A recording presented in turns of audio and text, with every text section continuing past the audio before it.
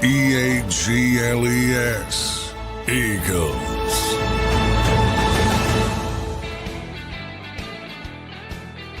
And welcome in, everybody, to a Tuesday edition of Birds 365 here on JAKIB Sports. I'm your host, Zander Krause. That's my co-host, John McMullen, inching closer to Week 16 now in the NFL. Reminder, everybody, the Eagles play on Saturday this week. It's a 5 p.m. Eastern time Saturday game.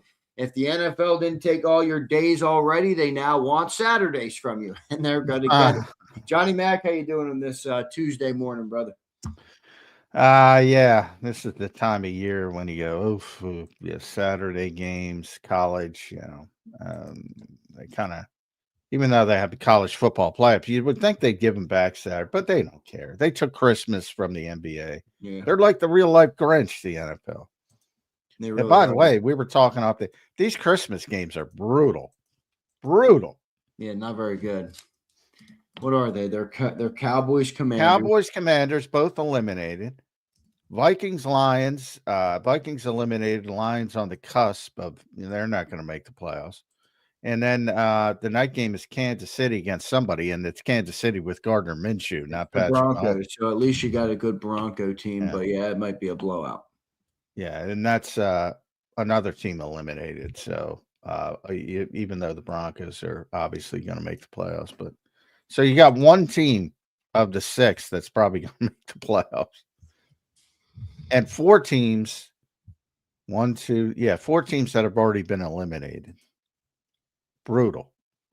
Very brutal. One team on the cusp is the Lions. One team going in is the Broncos. Yep, no doubt about it, John. John, coming out of the Eagle game on Sunday, it was kind of a snooze fest of a game.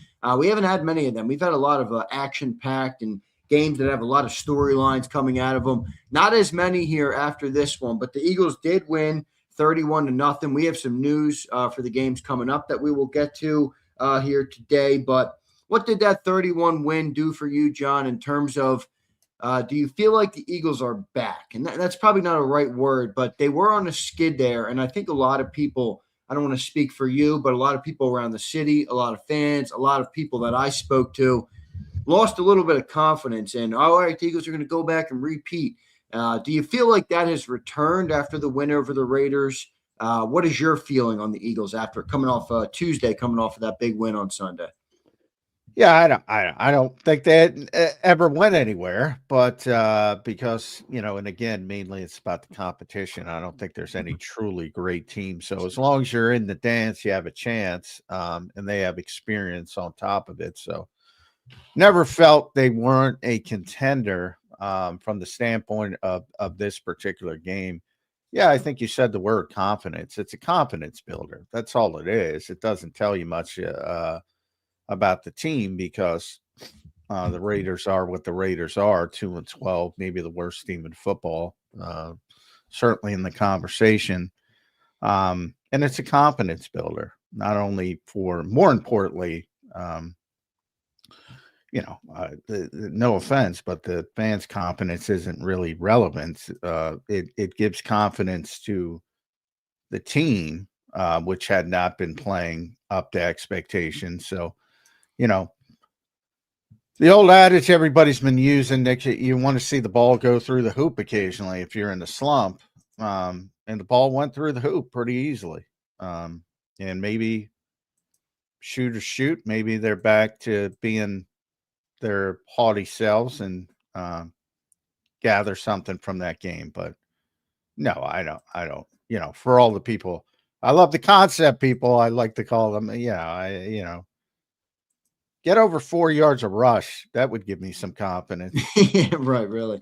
No doubt. John, some good things in that game too. I mean, I don't know what you made of the offense. There has been some talk about it. I think the number one thing, I went back and rewatched that brutal game. I know it was a tough rewatch, honestly, but the Eagles had a good game, so it was good from that perspective. But, the big thing there that I think I noticed was offensively, man, the no penalties. Like, they've had so many moments where penalties have dragged them back this year. And this year, this game, they had a lot of nice plays, nice chunk plays, and there was no penalties. And it was a good thing. Now, they did miss a couple. That Saquon run, man, I think it was Fred Johnson was mauling somebody, or Mailata, excuse me. And then on the deep pass to Devontae, Fred Johnson was groping Max Crosby, but they got away with it. So good stuff there. I think they really got to clean up the penalties, and which they did on Sunday. If they can continue to do that, I think they'll be able to find some offensive rhythm more consistently throughout the remainder of the year. What did you make of the offensive consistency on Sunday?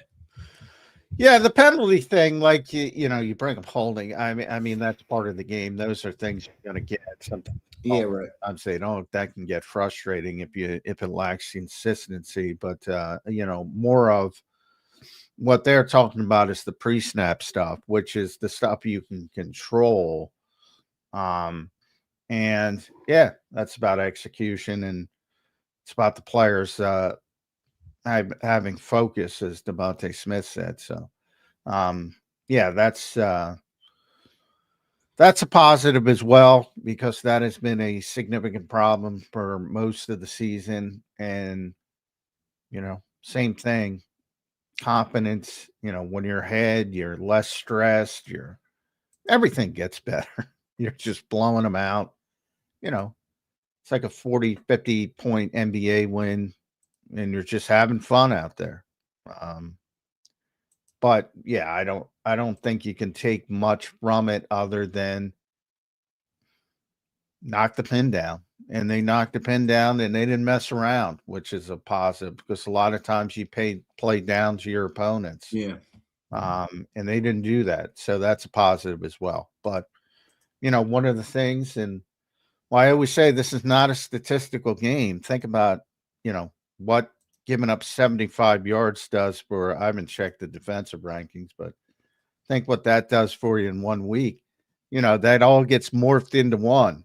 Playing the Raiders isn't the same as playing the Chicago Bears a couple weeks ago with one of the top 5 offensive lines in the NFL, who could fight back a little bit and ran the football down your throat. Gotta always put the context in it. And that was a poor opponent. Yep, no doubt about it. Eagles did handle business. Good stuff there. Now moving into week 16, they have another easier opponent. The breaking news there, everybody, is the Commanders have officially ruled out Jaden Daniels for the rest of the season. So there's now going to be 2 of the next 3 games, 2 of the final 3 games of the regular season. The Eagles will be taking on the Marcus Mariota-led Washington Commanders, which Woo! That's a big advantage, John. You get to close up 2 games here with Marcus Mariota, and what are they, the 4-11 or 3-10, whatever the heck the Commanders are record. Not very good. And you got two of those games in the final 3 here for the Birds. So a good chance to keep building confidence, John. Yeah. And obviously, if they win on Saturday, they are the NFC East repeat champions, first repeat champion since 2004, when the Eagles won 4 straight, 2001 to 2004. So it's been over 2 decades since somebody has won consecutive NFC East titles. The Eagles will get that done most likely this weekend. And that is a 5th consecutive postseason berth. And then it comes down to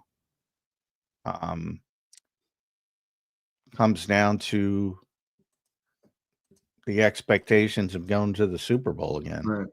But 5 for 5 is pretty good. Think about all these teams. We just talked about it. You got 3 weeks. Some of these teams have been eliminated. The teams that have been eliminated for a couple weeks as well. They're playing all this meaningless football.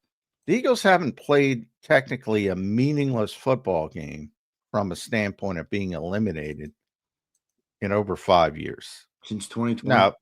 Now they played some meaningless games, sad people, and you get the point. No, yeah, I know exactly what you mean. Yeah. They're not eliminated and stuff like that, though. Yeah.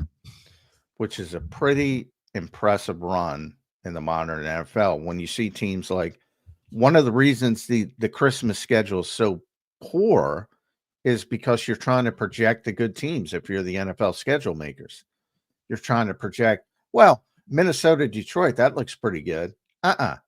Ain't good. Kansas City, Denver looks pretty good. Well, one team, it's good. Dallas is just Dallas, so they put Dallas on there. But and even the Eagles Commanders, Why are they twice in 3 weeks at the end of the season? Because the NFL thought this would be for the NFC East. Right. Which proves, by the way, to the scripting people, this should prove to you the schedule at the end of the season. It ain't scripted. They thought this would be a great matchup at the end of the season, 2 games in 3 weeks for the NFC East, and they busted.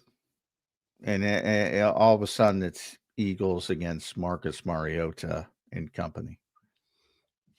No doubt about it. John, good stuff there. John, a couple other things real quick, though, just on that Jaden being out. What do you think that means? I mean, what's your perspective kind of on Mariota filling in? I know he's not too bad. I mean, he was here for a backup. He was Jalen Hurts' backup for a year. Good backup. Good backup.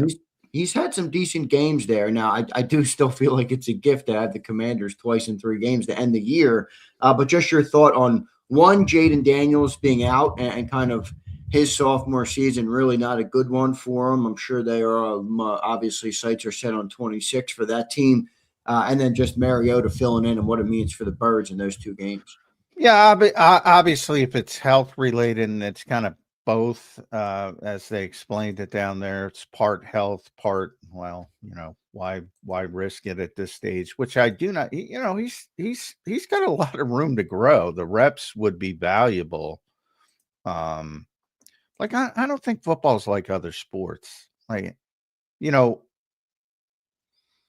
see, again, going back to some of the teams that are already eliminated, they play their guys because you only play 17 of these things. And especially the younger players, especially quarterbacks, they need those reps because you can't replicate those reps no matter what you do and what they allow you to do, the off-season work, the OT.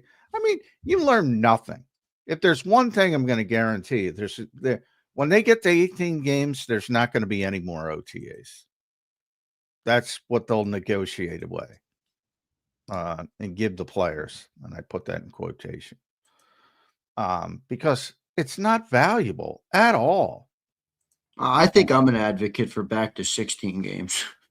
Well, yeah, if you see the injury rates. I'd rather have better football, but I get it. It's a money. I understand the mountain I'm fighting against here, and that there's basically no leg for me to stand on, and it's all money. I mean, if it was truly about better football, everybody would be in practicing, and they wouldn't collectively bargain practicing out of the game. But it's not. It's about money. And that's what they're willing to give up, and that creates sloppy football. But yeah, I mean, that's an unwinnable argument. You're never going back to, I was talking about that with these young quarterbacks. It's so hard to develop them because you don't have any time with them. There's just, right. So you sort of morph around what they do in college, and it's turned into the shit show that it seems like the good defensive coordinators have figured out. And now it's up to the offensive guys to toggle back and forth, and it's usually cyclical. But the really good defensive coordinators have figured this out, and you see it with Vic. Yeah, you absolutely do see it. I think Vic is obviously the biggest advantage for this Eagles team getting ready for the playoffs. John, on a little bit of a lesser note, I don't want to go there, but I'm going to go there here. Jalen Hurts had a good game on Sunday. He did appear to tweak his ankle.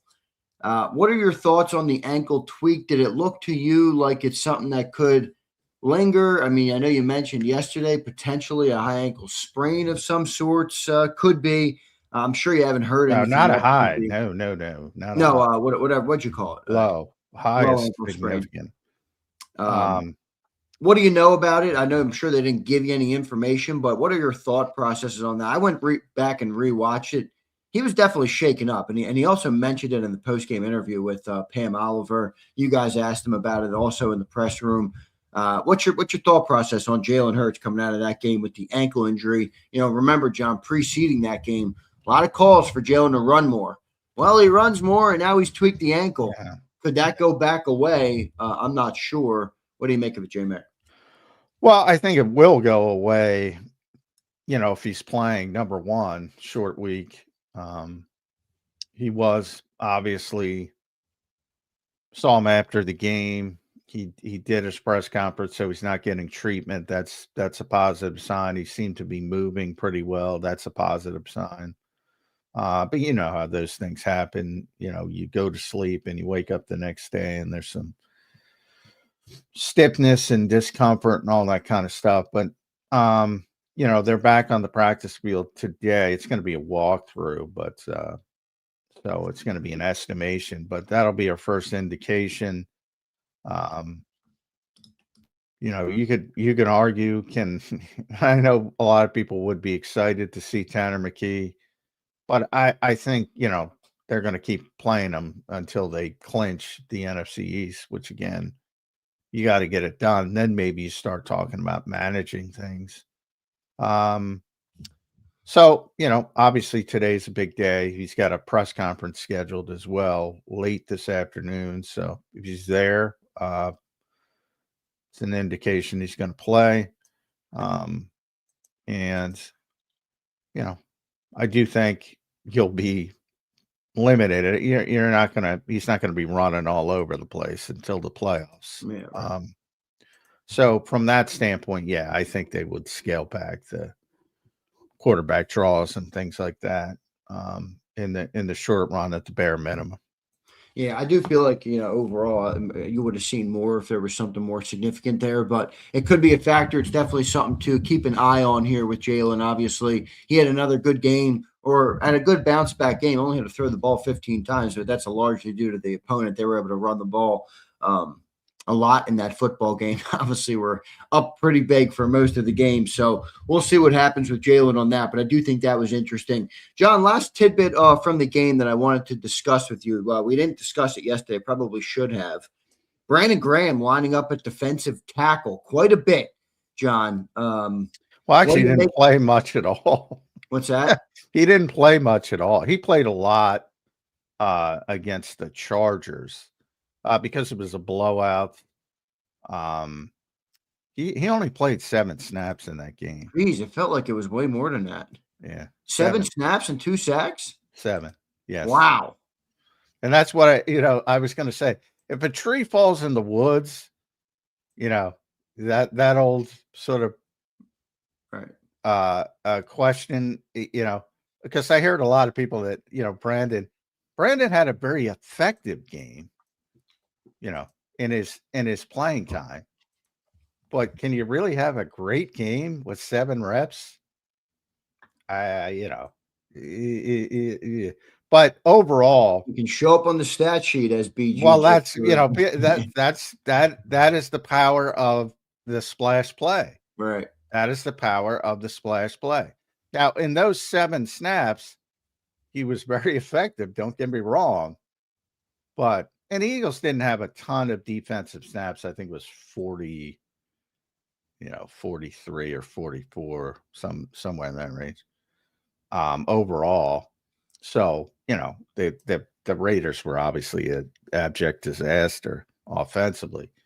But he only played 7 snaps. So the week prior, though, he played 30 against the Chargers, and they were all inside, so that was significant. And obviously, if they were a better team, he would have played more. So it was just circumstance. They didn't have to play him as much. If they're getting 50, 60, 70 snaps, obviously he would have played more. But they just didn't need him. And he was out there for 7 snaps, and he got 2 sacks. Do you think using him in that role, though, could be something they do more here through the end of the year or what? Well, I don't know how you get him on the field when Jalen Carter comes back. That's the problem. Right. I mean, Jalen Carter's going to play. Jordan Davis is going to play. Moro Ojomo is going to play. And then he'll be the 4th guy. So he'll get that. And even, are you going to lump him over Byron Young? Right now, he's not over Byron Young either. Byron played, let's see. Byron played 16 snaps against the Raiders again, and that was down because of what I just said. The Raiders are terrible. And there just wasn't a lot of defensive snaps. Against the Chargers, I'm going to try to bring it up. He played 32, and Brandon played 30. So the Byron's still technically ahead of him as well. So, they'll find a few snaps here and there for him. He might go back outside a little bit, but I can't see him getting more than 5 to 10 snaps when Jalen Carter comes back. Yeah, we'll see what ends up happening here. John, I don't know if you know the answer to this, but with the NFC picture, is there any chance that the Eagles go kind of into a mode where they would rest players in the final 2 weeks? I mean, I know they don't have the 1 seed and it's still kind of on the table, so I don't know that they would do that. But if if the Rams are able to lock up the 1 seed, they play the Seahawks on Thursday, so you're going to get a good indication that they both have the same record. So the Rams obviously don't have the tiebreaker over the Eagles. So I don't know who Eagles fans should want to win that. I'd prefer the Seahawks win because I think they could get bounced in the playoffs, and you could have a similar situation to last year where the 1 seed gets bounced and then maybe the NFC goes through Philly again. But do you think the Eagles could be resting players in any of these final 3 games? I don't think this one, but definitely maybe the final 2. I don't know what you think of that. I don't think 2 because they're going to be playing most likely for the number 2 seed, not the number 1. That's not going to happen. But there's potential to get up over Chicago or Green Bay for the number 2. More difficult for with Chicago because they don't have the head-to-head, but it's still possible. So I expect them to play through the Buffalo game. And then I would almost guarantee that week 18 would be a nobody's playing type of deal. Some guys have to play, obviously, but a lot of guys resting. I would almost guarantee in week 18. So get ready, Tanner McKee. That's going to be your Super Bowl. Well, he could definitely play in that game. I'm wondering what's going to happen with Tanner McKee this summer. I mean, you see a lot of quarterback needy teams, obviously, and then you also see, some injuries. I don't know. Do the Chiefs say, hey, let's bring him in until Mahomes is healthy? I don't know. I'm wondering what kind of falls with Tanner McKee this summer. Either that or the Eagles like him, but all the talk about them potentially drafting maybe would insinuate they're not as not as optimistic on Tanner as some others would be. But I like Tanner. I think he could be a good player in the league. It doesn't have anything to do with wanting him to start here, but I think he could be a good player in the league. I think he's got the good traits and gets the ball out quick. And if you got a good offensive line, he'll be able to get the ball out. So we'll see what happens with him. He's going to be an interesting offseason story, I think. Yeah, I mean, well, I do think, like I said, he'll get in week 18. He'll get some time to play, and he'll have to play well, and he has played well in short bursts when he's gotten opportunities. But, it's really difficult to project like somebody coming in with a big offer without seeing something in a relevant scenario. Not a wash away game where nobody's, effectively trying to win. So I don't know. I mean, he's, the whole thing about having a cost-effective backup is a big deal. And he's, drafted in 2023. So he's got one more season of cost effectiveness. I don't know if the Eagles are just going to walk away from that without getting a significant get back. And I don't know if there's going to be a significant get back offered. Yeah, we'll see. We'll see what ends up happening there. He goes into his final year of his deal next year, so we'll see if he can shine in his opportunity that he may or may not get here through the end of the year. For that, so good stuff all around. Appreciate everybody being here this morning. Don't forget to hit that like button on the show today. Eagles get back in the win column this past week, and now they have the Commanders coming up Saturday game, John. I mean, come on here. Saturday night game. I wanted to watch the college football playoffs, but we got Eagles work to do because they wanted to play on a Saturday. I thought they only did Saturdays when college wasn't playing. Now they just want every day. Well, they did back in the day, but college is actually the one that shifted because of the college football playoffs. So, and they would have a crappy bowl game maybe, but in the past. But now that it's more relevant with the college football playoff, although that thing's such a disaster from who they allowed in and who they didn't put in. So, not as hyped up on the college football playoff because some of the best teams aren't going to be there. And that's just so you're going to see some blowouts in that first round. So I at this point, and I bring up Christmas. Bama plays Friday night, so I'm happy with that. Yeah, Christmas in the NBA used to be their day, and they said, you know what, screw that, we're going to take that too. So they don't care about paying on it. But I will say, and I don't know what games are on Saturday because I haven't looked at it. It's Miami early. I think it's the Tulane crappy game. So I'm not that interested in. If it's two good teams, that'll outrate the Eagles. No, it won't. I take it back. No, it won't. It will, dude. No, it won't. Yeah. I was gonna say if it was two good teams, but they don't have two good teams matching up. I guess Alabama. Who's Alabama playing? Texas Oklahoma. A&M? That's a good game, but that's Friday night. Didn't they already play Alabama? Oklahoma? Yeah, Oklahoma won. Yeah. Yeah, so Tulane plays Ole Miss at 3:30, and James Madison plays Oregon. Oh my God, yeah. But the early game was good. It's Miami and Texas A&M. Yeah, is it? I think it's good. Yeah, I think it's good. Texas A&M will rout that team. That's in Texas A&M, right? Yes, Kyle Field. There's 105,000 people there. I've been to Kyle Field. The place is crazy, John. Yeah, they're gonna shit the bed. Sorry, Sills. Sills is not gonna like to hear that one. I don't know. I think it's gonna be a closer game than you're thinking, John. But the other one, I mean, this is why I think the early one's good.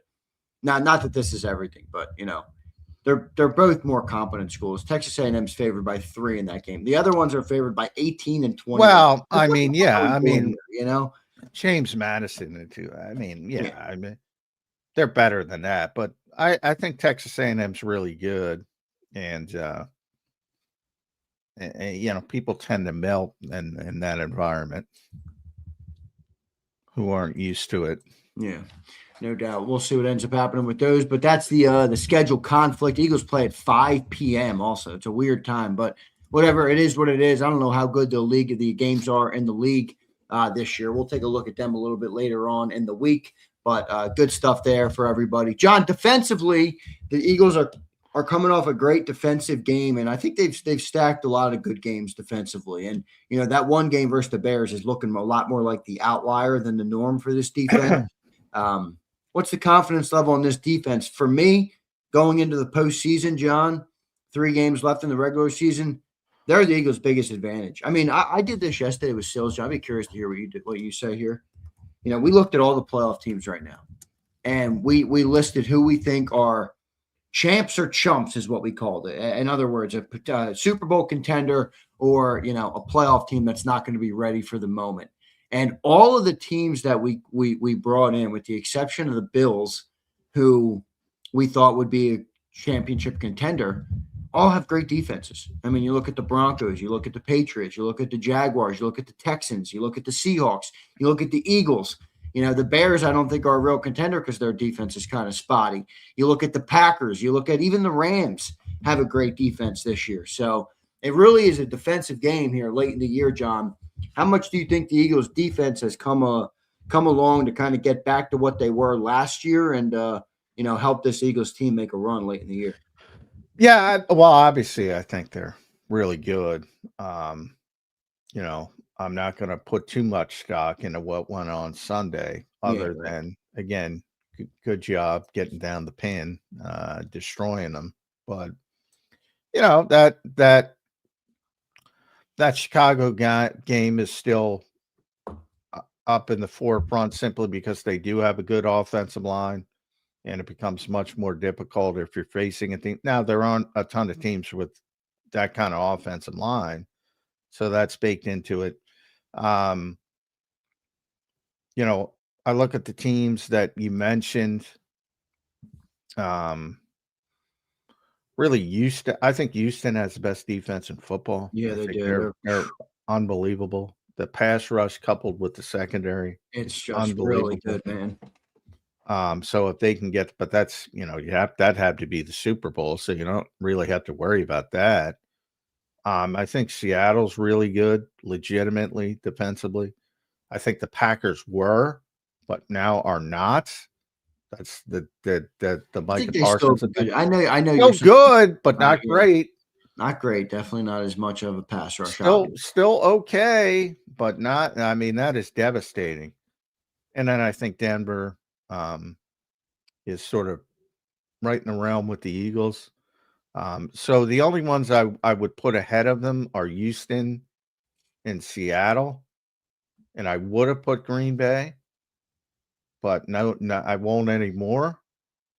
So, and the only ones on the NFC side, and everybody else, and I put Denver about even, but again, they're on the AFC side, so you don't have to worry about it.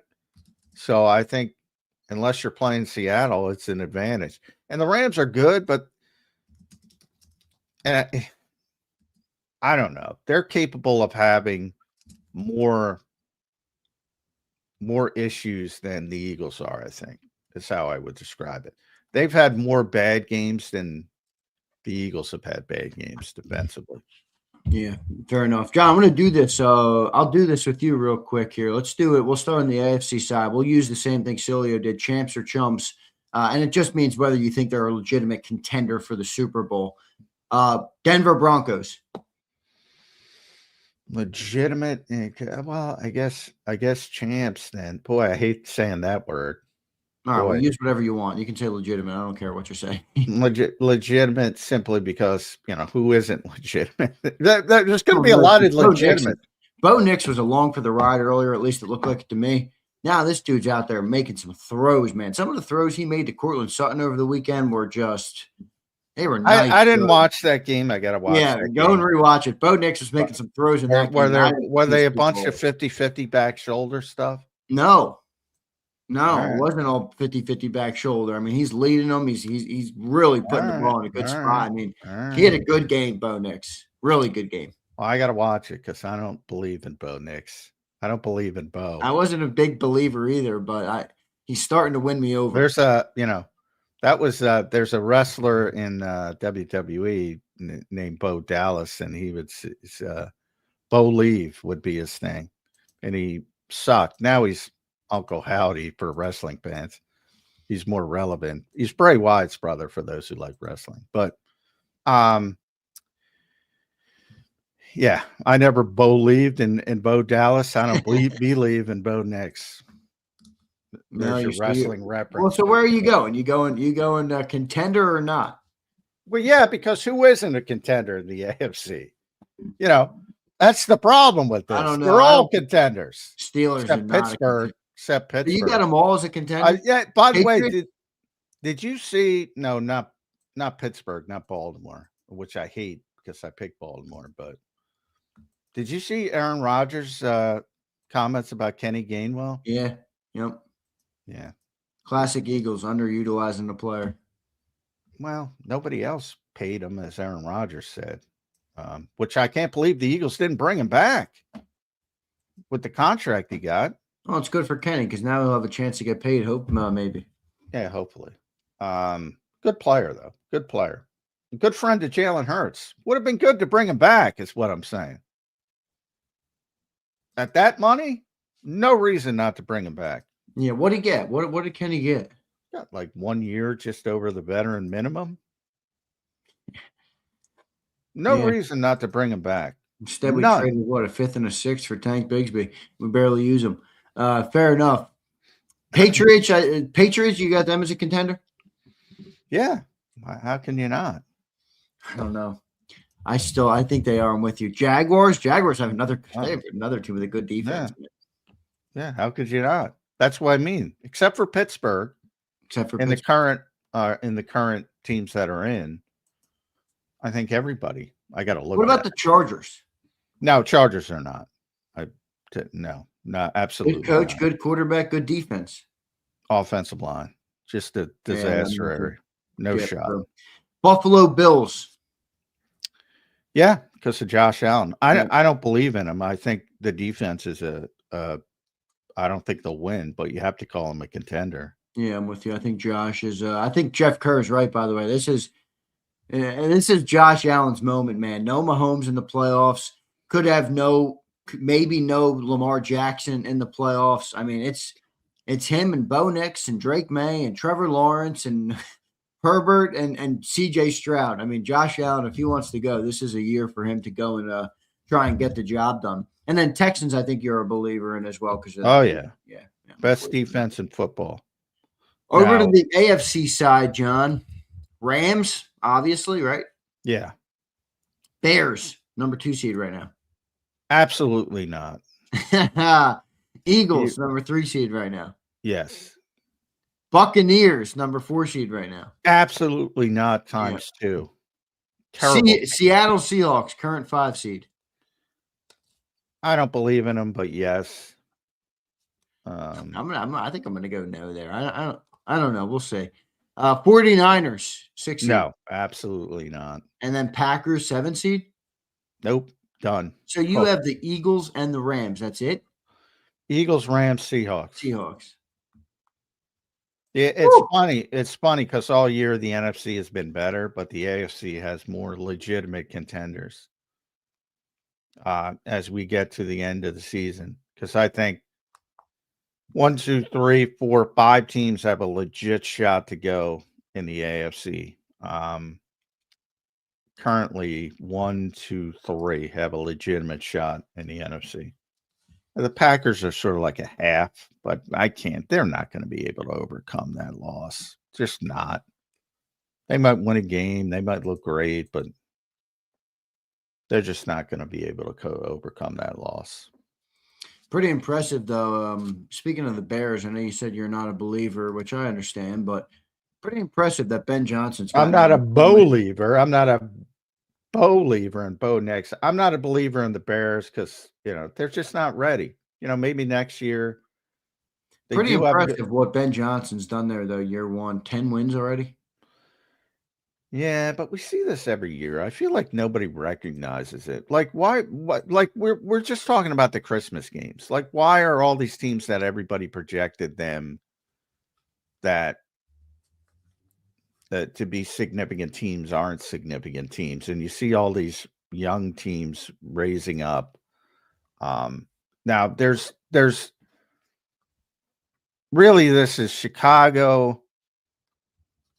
Not that they're a young team, but San Francisco on the NFC side. And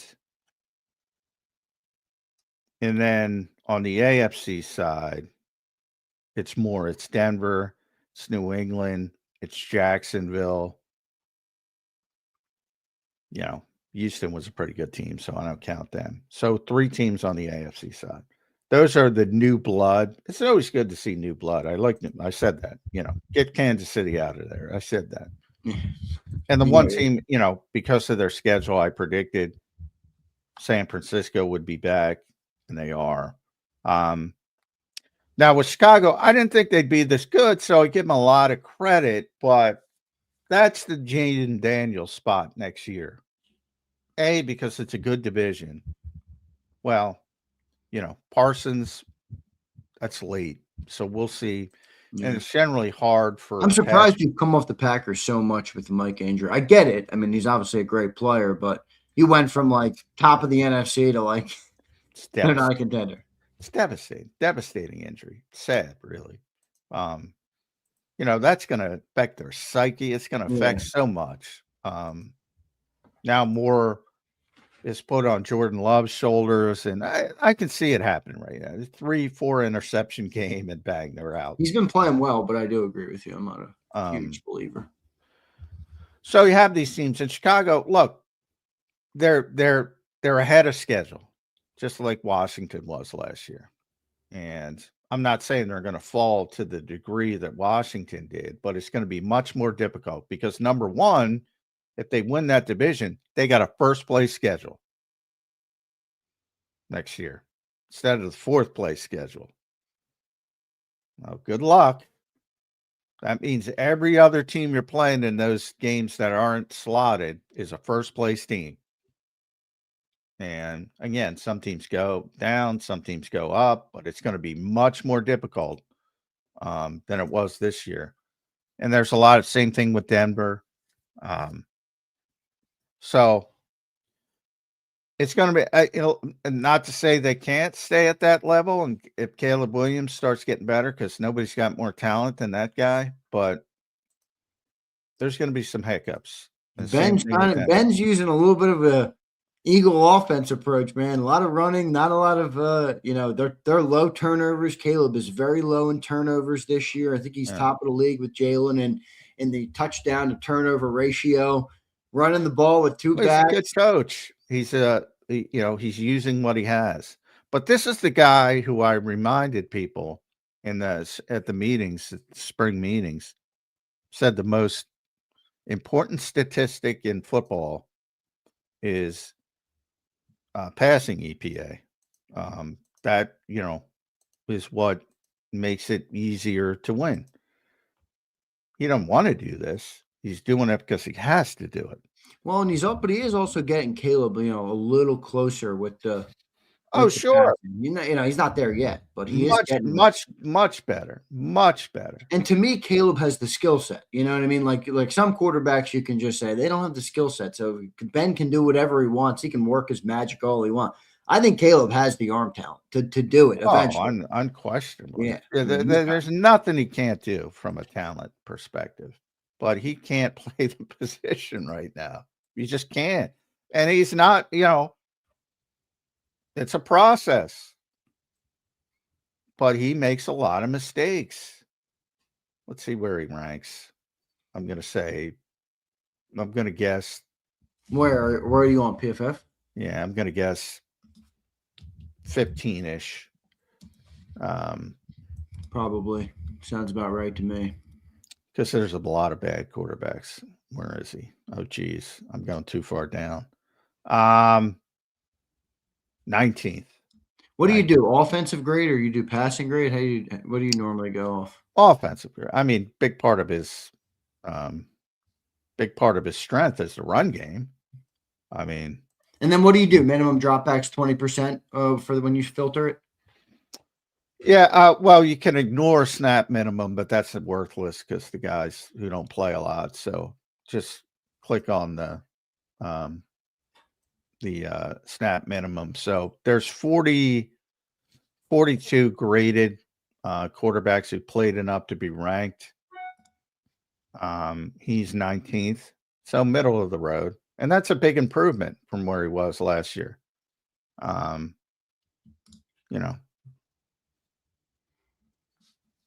But it ain't great. And Ben, you can tell by the way Ben talks, it ain't great, but he's doing, it's a lot better than it was.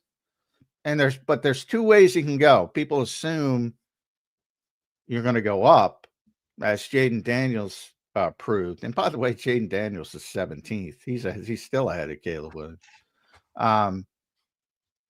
Doesn't mean you're going to go up. It doesn't mean, and Bo Nix is 16th. So Tyler Shuck is number 11. He's playing well. Shuck's playing good, dude. Yeah, he's playing well. Kellen Moore has done a nice job with that team. They've back-to-back wins over the Bucks. And by the way, they don't play like the Eagles. If you watch watch New Orleans. Yeah, well, why would why would anybody watch New Orleans? But they don't play like the Eagles. But that's the mark of good coaching. Same thing. Ben Johnson doesn't want to play the way he plays. He plays the way he plays because that's his best chance to win. Right. I wonder what they're going to do with Tyler Shuck. You think they're going to keep rolling with him? I think they might next year. Yeah, he's doing pretty well. I mean, I'll tell you what, he's got more upside than J.J. McCarthy,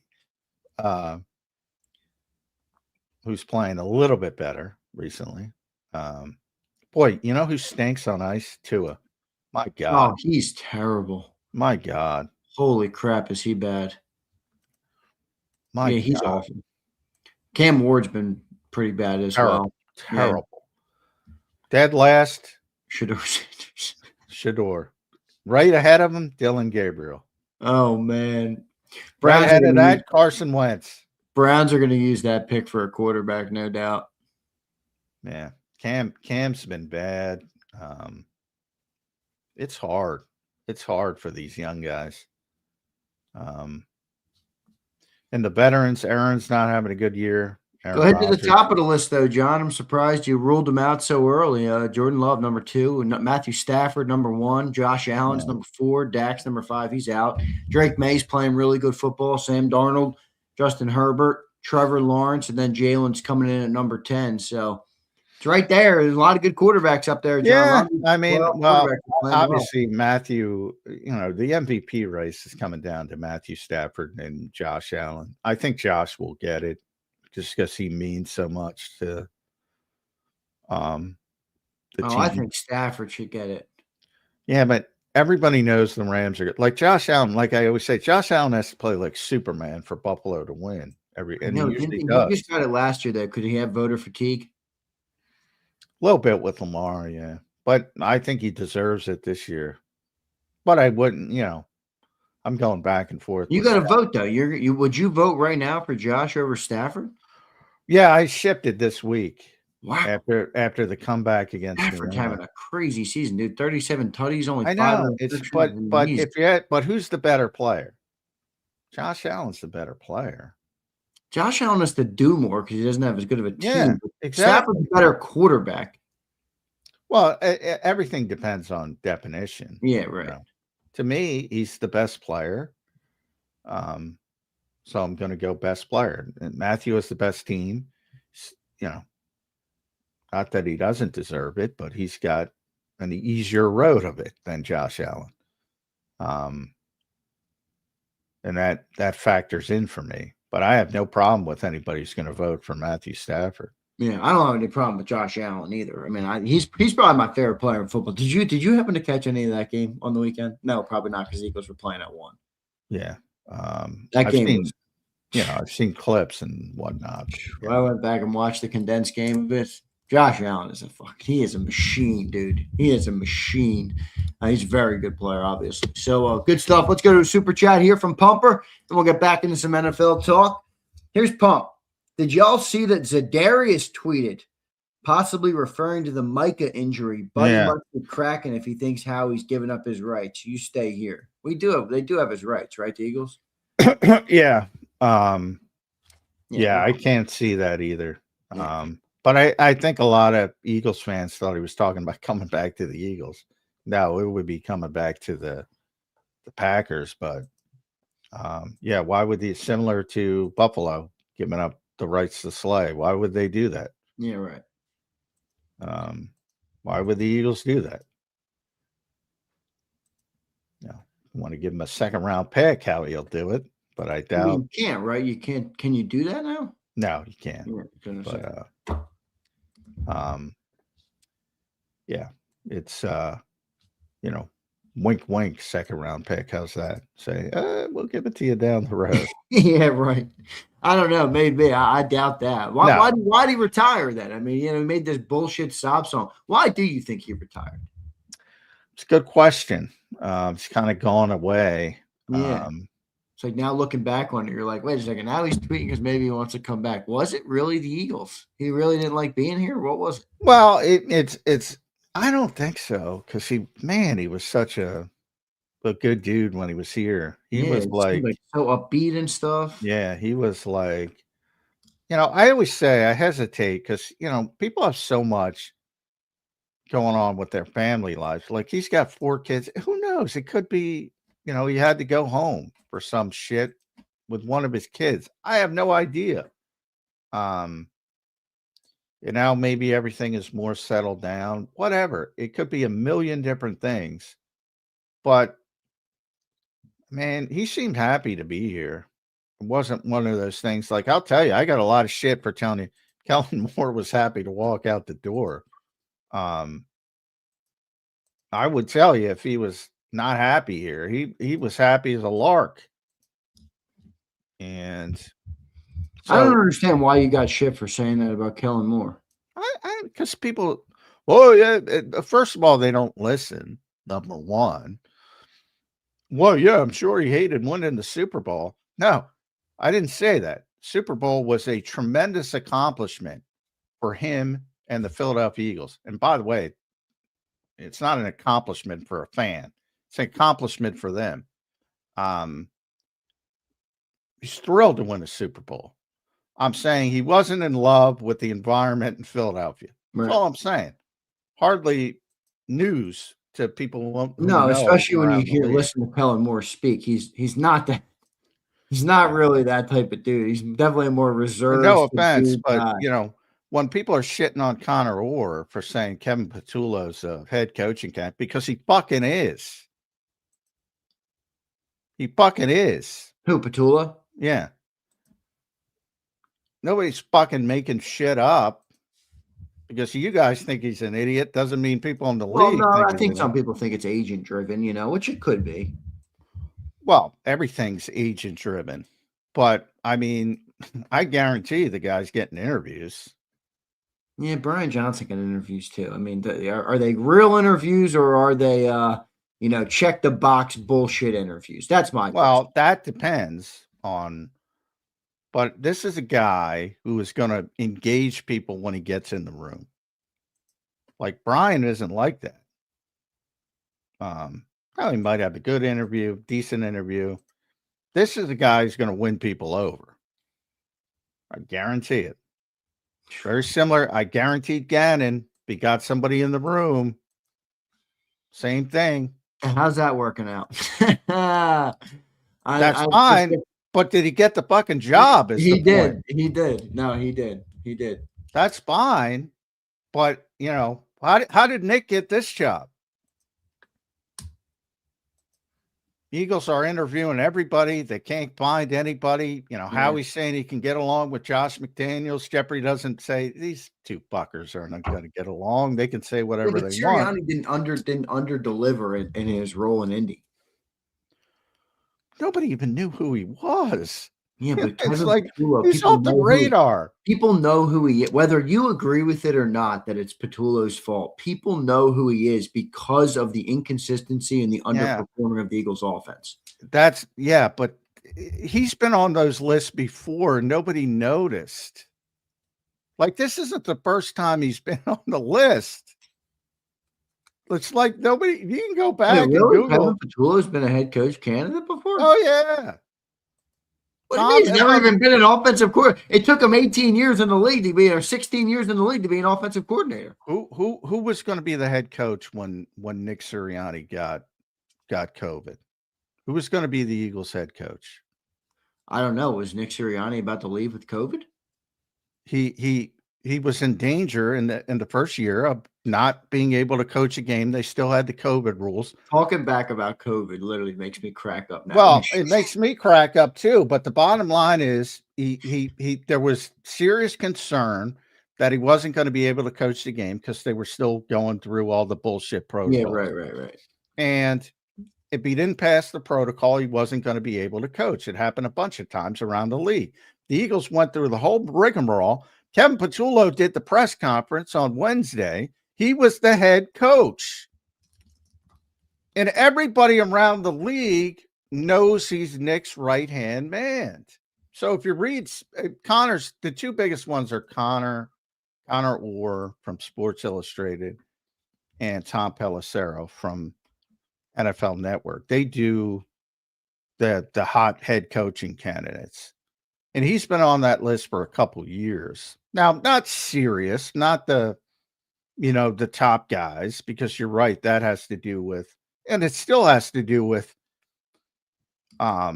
success. They're going to have success in the playoffs, and then he becomes a serious candidate.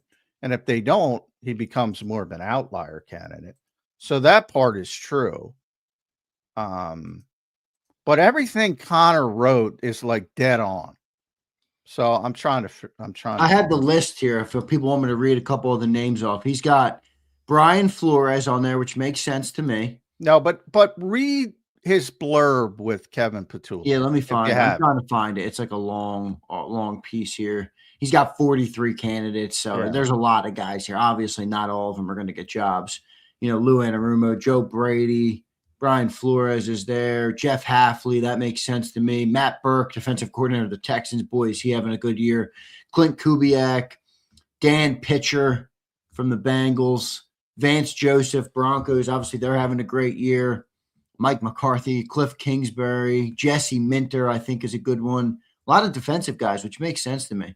You've mentioned you think the defensive guy is a good way to go. Oh, yeah, they're ahead. I think they manage the games better, John, like the actual game situation. I don't know if that's just a hunch or there's any evidence to support that claim, but it feels like sometimes they do manage the games better or they have a better understanding. Well, when you get here's the point about Kevin. When you get to, I was told by somebody to read specifically because I had not read it. I have it here if you want me to read it. I had, well, just before you do it, I'll explain. Just before, because I was asking about Patulo because it came out, but I had not read it. And I said, and I was told by somebody to read the blurb because it's dead on. It's 100% accurate. And somebody who would know. So that's the background to it. But go ahead, because I don't have it in front of me. Here's the blurb from Connor Orr from Sports Illustrated on Kevin Patulo as a head coach candidate. Patulo, 44, is in his first season as the Eagles offensive coordinator of the Eagles, but has made prior appearances on this list before stepping into one of the most difficult jobs in the NFL. Patulo's strength is his ability to think big picture. Nick Sirianni has leaned heavily on the longtime NFL assistant for his ability to help build the staff and craft larger scale decisions that can impact the team. From that standpoint, Patulo has been instrumental in helping the Eagles survive a myriad of coordinator and personnel changes over this run of unprecedented success in Philly. With the Giants' job being open, it would be a surprise if a division rival did not bring him in for an interview. I was told that blurb, not necessarily, who the Giants part, who cares, but about why he's a strong candidate. Right. Big picture, stuff like that. Yep. And that's the stuff that people don't like. They're worried about accident. The smart teams, and not all of them are smart, building a staff, larger scale decisions, that's more important. You see it with Nick Sirianni. For people who do get Nick Sirianni's success, a lot of people don't. They don't see it. For the smart teams who want the big picture guys, and Connor said it. Jeffrey Lurie is a smart owner. Yeah. Oh, very smart. So why do you think then he would consider scapegoating Kevin if he's viewed so highly? Well, he's a smart owner. Yeah, that doesn't make him a smart football guy. Like one of the things, Jeffrey's like everybody else. He gets emotional when they lose and when they don't reach expectations. He shouldn't have scapegoated Brian Johnson, if we're being honest, but he did. Yeah, but if Brian Johnson didn't have the same reputation as Patulo, I mean, if it's evidently so high, wouldn't it be a smart owner? Well, this one's much more difficult to scapegoat because for two reasons. Not only that, but because again, this entire time from 2021, this entire time, and I wrote about it in 2021 when I found out about it. Kevin Patulo has been Nick's right-hand man the entire time. How many people knew that, understand that? The entire, not just now, he was the associate head coach. What if you had to guess right now, and this obviously can change December 16th, where will Kevin Patulo be next year? Back as the Eagles offensive coordinator, fired from the Eagles and potentially as another quality control guy somewhere, or elevated guy. No, he's long past quality control. That's entry level. That's entry level. He was quality control for a long time. Everybody's quality. Nick was quality control early. Yeah. Their first He was not quality control for a long time. I thought he was. I thought somebody No. read off his resume to me, and it was long. No. Well, it is. I mean, he's been a coach for 16 years. Everybody starts at quality control, almost everybody, except for Josh McCown. That's entry level. When you see quality control, that's entry level, like Eric Dickerson right now with the Eagles, not the running back. Yeah, he was quality control in Kansas City and Buffalo. Then he was the wide receiver coach and quarterbacks coach, then offensive analyst, pass game special. Okay, gotcha. Yeah, only a couple times. Gotcha. Yeah. And that's his first 2 jobs. And then you graduate to helping, usually how it works, you graduate to being an assistant position coach, which he did, I believe, wide receivers. And then you get a position, which I think he got with the Jets, which was quarterbacks. Quarterbacks. Then he became a sort of passing game specialist, passing game coordinator. But here, he's passing game coordinator and associate head coach. But even like he got the associate head coach job like 22 or 23 somewhere. I think it was after Shane left, right? Might have been. It might have been after the first Super Bowl. But he was already like in his first interview with us, Nick Sirianni, we didn't even know who the hell Kevin Patulo was. And he's explaining, who helps him. And Kevin he would say, Kevin is setting up interviews. We're like, who the fuck is Kevin? With assistant coaches. It was Kevin Patulo. From day one, he's been the closest guy to him from a football perspective.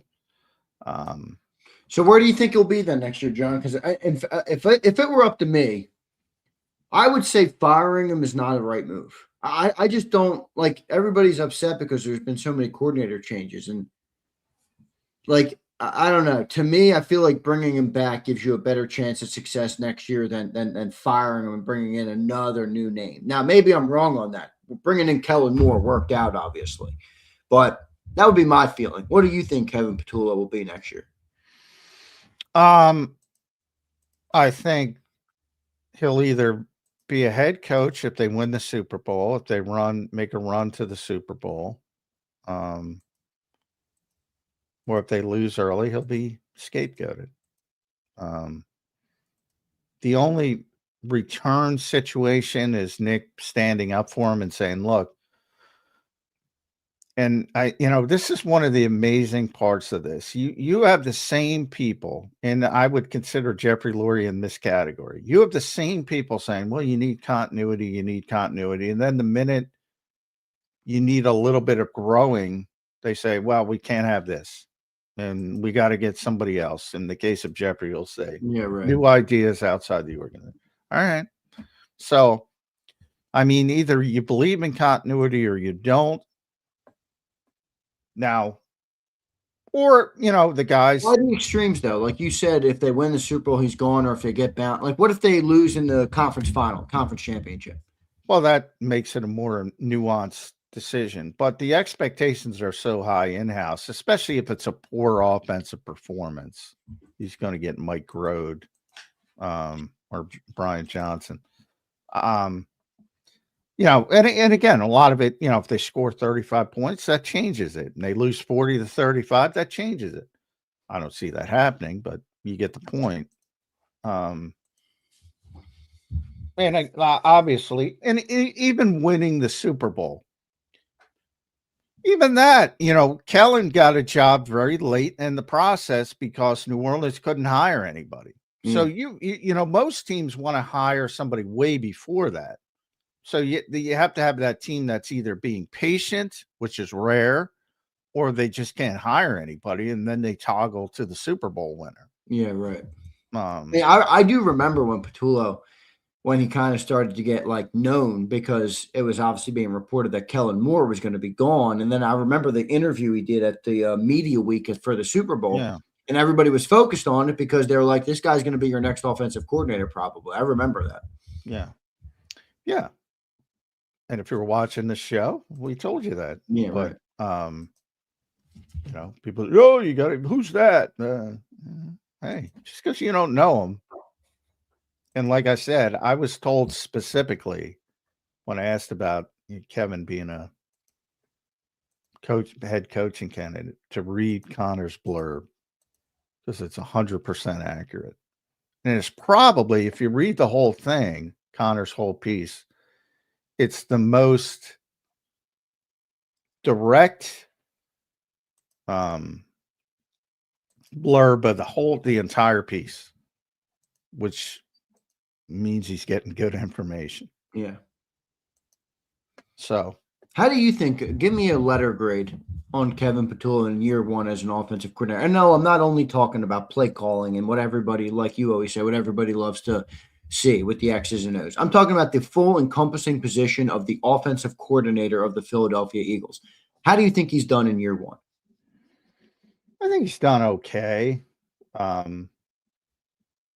It's so hard to gauge because it's Nick's offense, number one. Right. Like again, watch. I know you don't want to watch the New Orleans Saints for good reason, but watch them. That doesn't look like the Eagles' offense.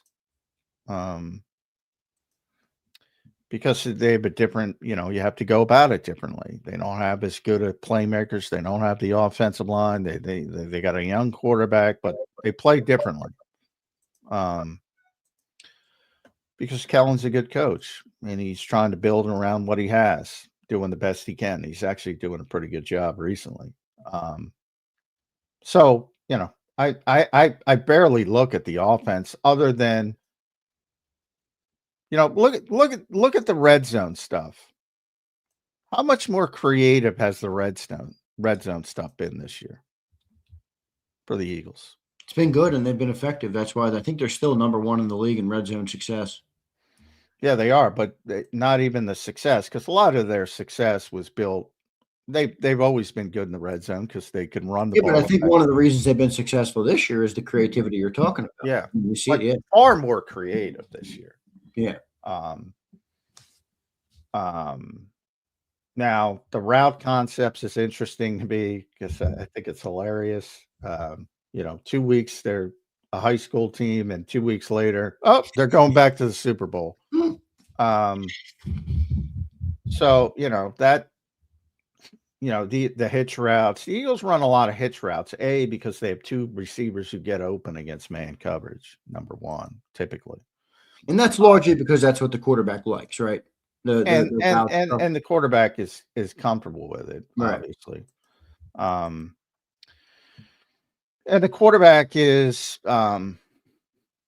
not as comfortable with some of the stuff over the middle of the field, and then people go, well, true media says he's so effective, so why not throw it more? Well,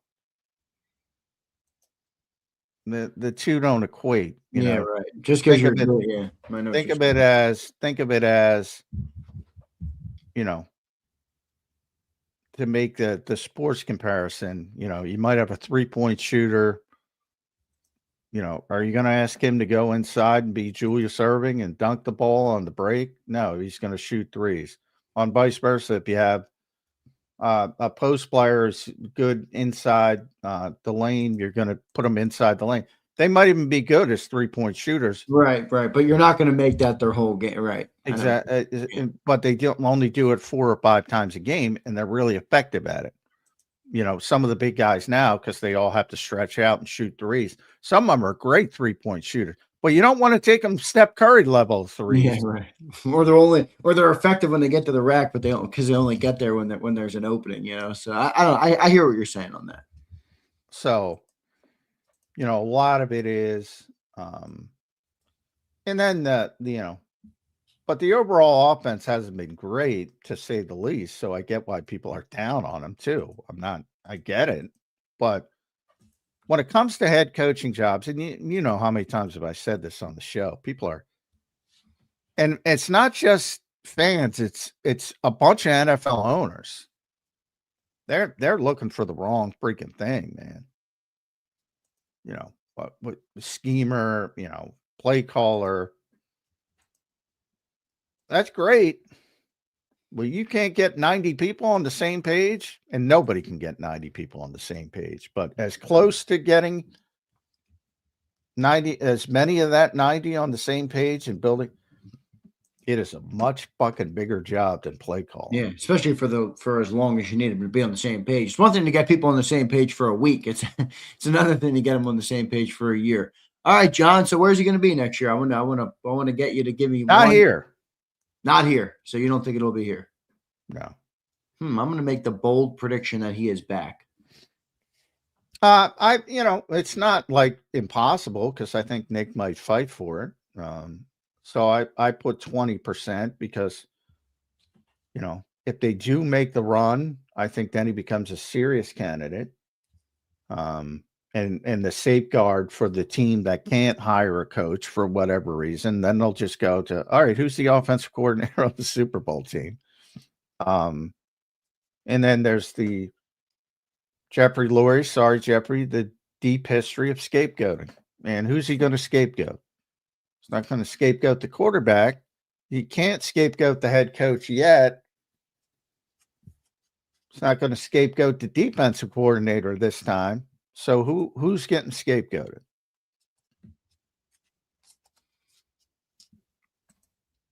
It's a tough gig, man. Will somebody get scapegoat? I don't know. I mean, I get it. People think now, but if they win a couple playoff games and lose in the conference championship game, I don't think anybody's getting scapegoated. Possible. Not been Jeffrey's history, but possible. But, there's a big difference between losing in the first round and losing in the NFC Championship game. Losing in the first round, somebody's getting scapegoated. Losing in the NFC Championship game, yeah, maybe he takes a week and goes yacht shopping and calms down and says, let's run it back. That's a possibility, but I'd say that's more in the 20% possibility for a couple reasons. One, if they're going to make it that far, they're probably going to make the Super Bowl, number one. And if they don't make it that far, obviously, prime scapegoat territory. Yeah, we'll see what happens with it. All right, we got Chris Franklin coming up in a couple minutes here. I want to thank everybody for being here today. Birds got back in the win column. Everybody's feeling good again in the city of brotherly love. John, I was at the dentist office. The dentist is talking to me because he knows what I do, and he's like, "Yeah, the Eagles win, and now all of our patients are coming back in their Eagles gear today." It was gone for a couple of weeks. We're back in the Eagles gear today. I was cracking up, but a lot of optimism once again in the city with just one win over the lowly Raiders. But that's all it takes sometimes.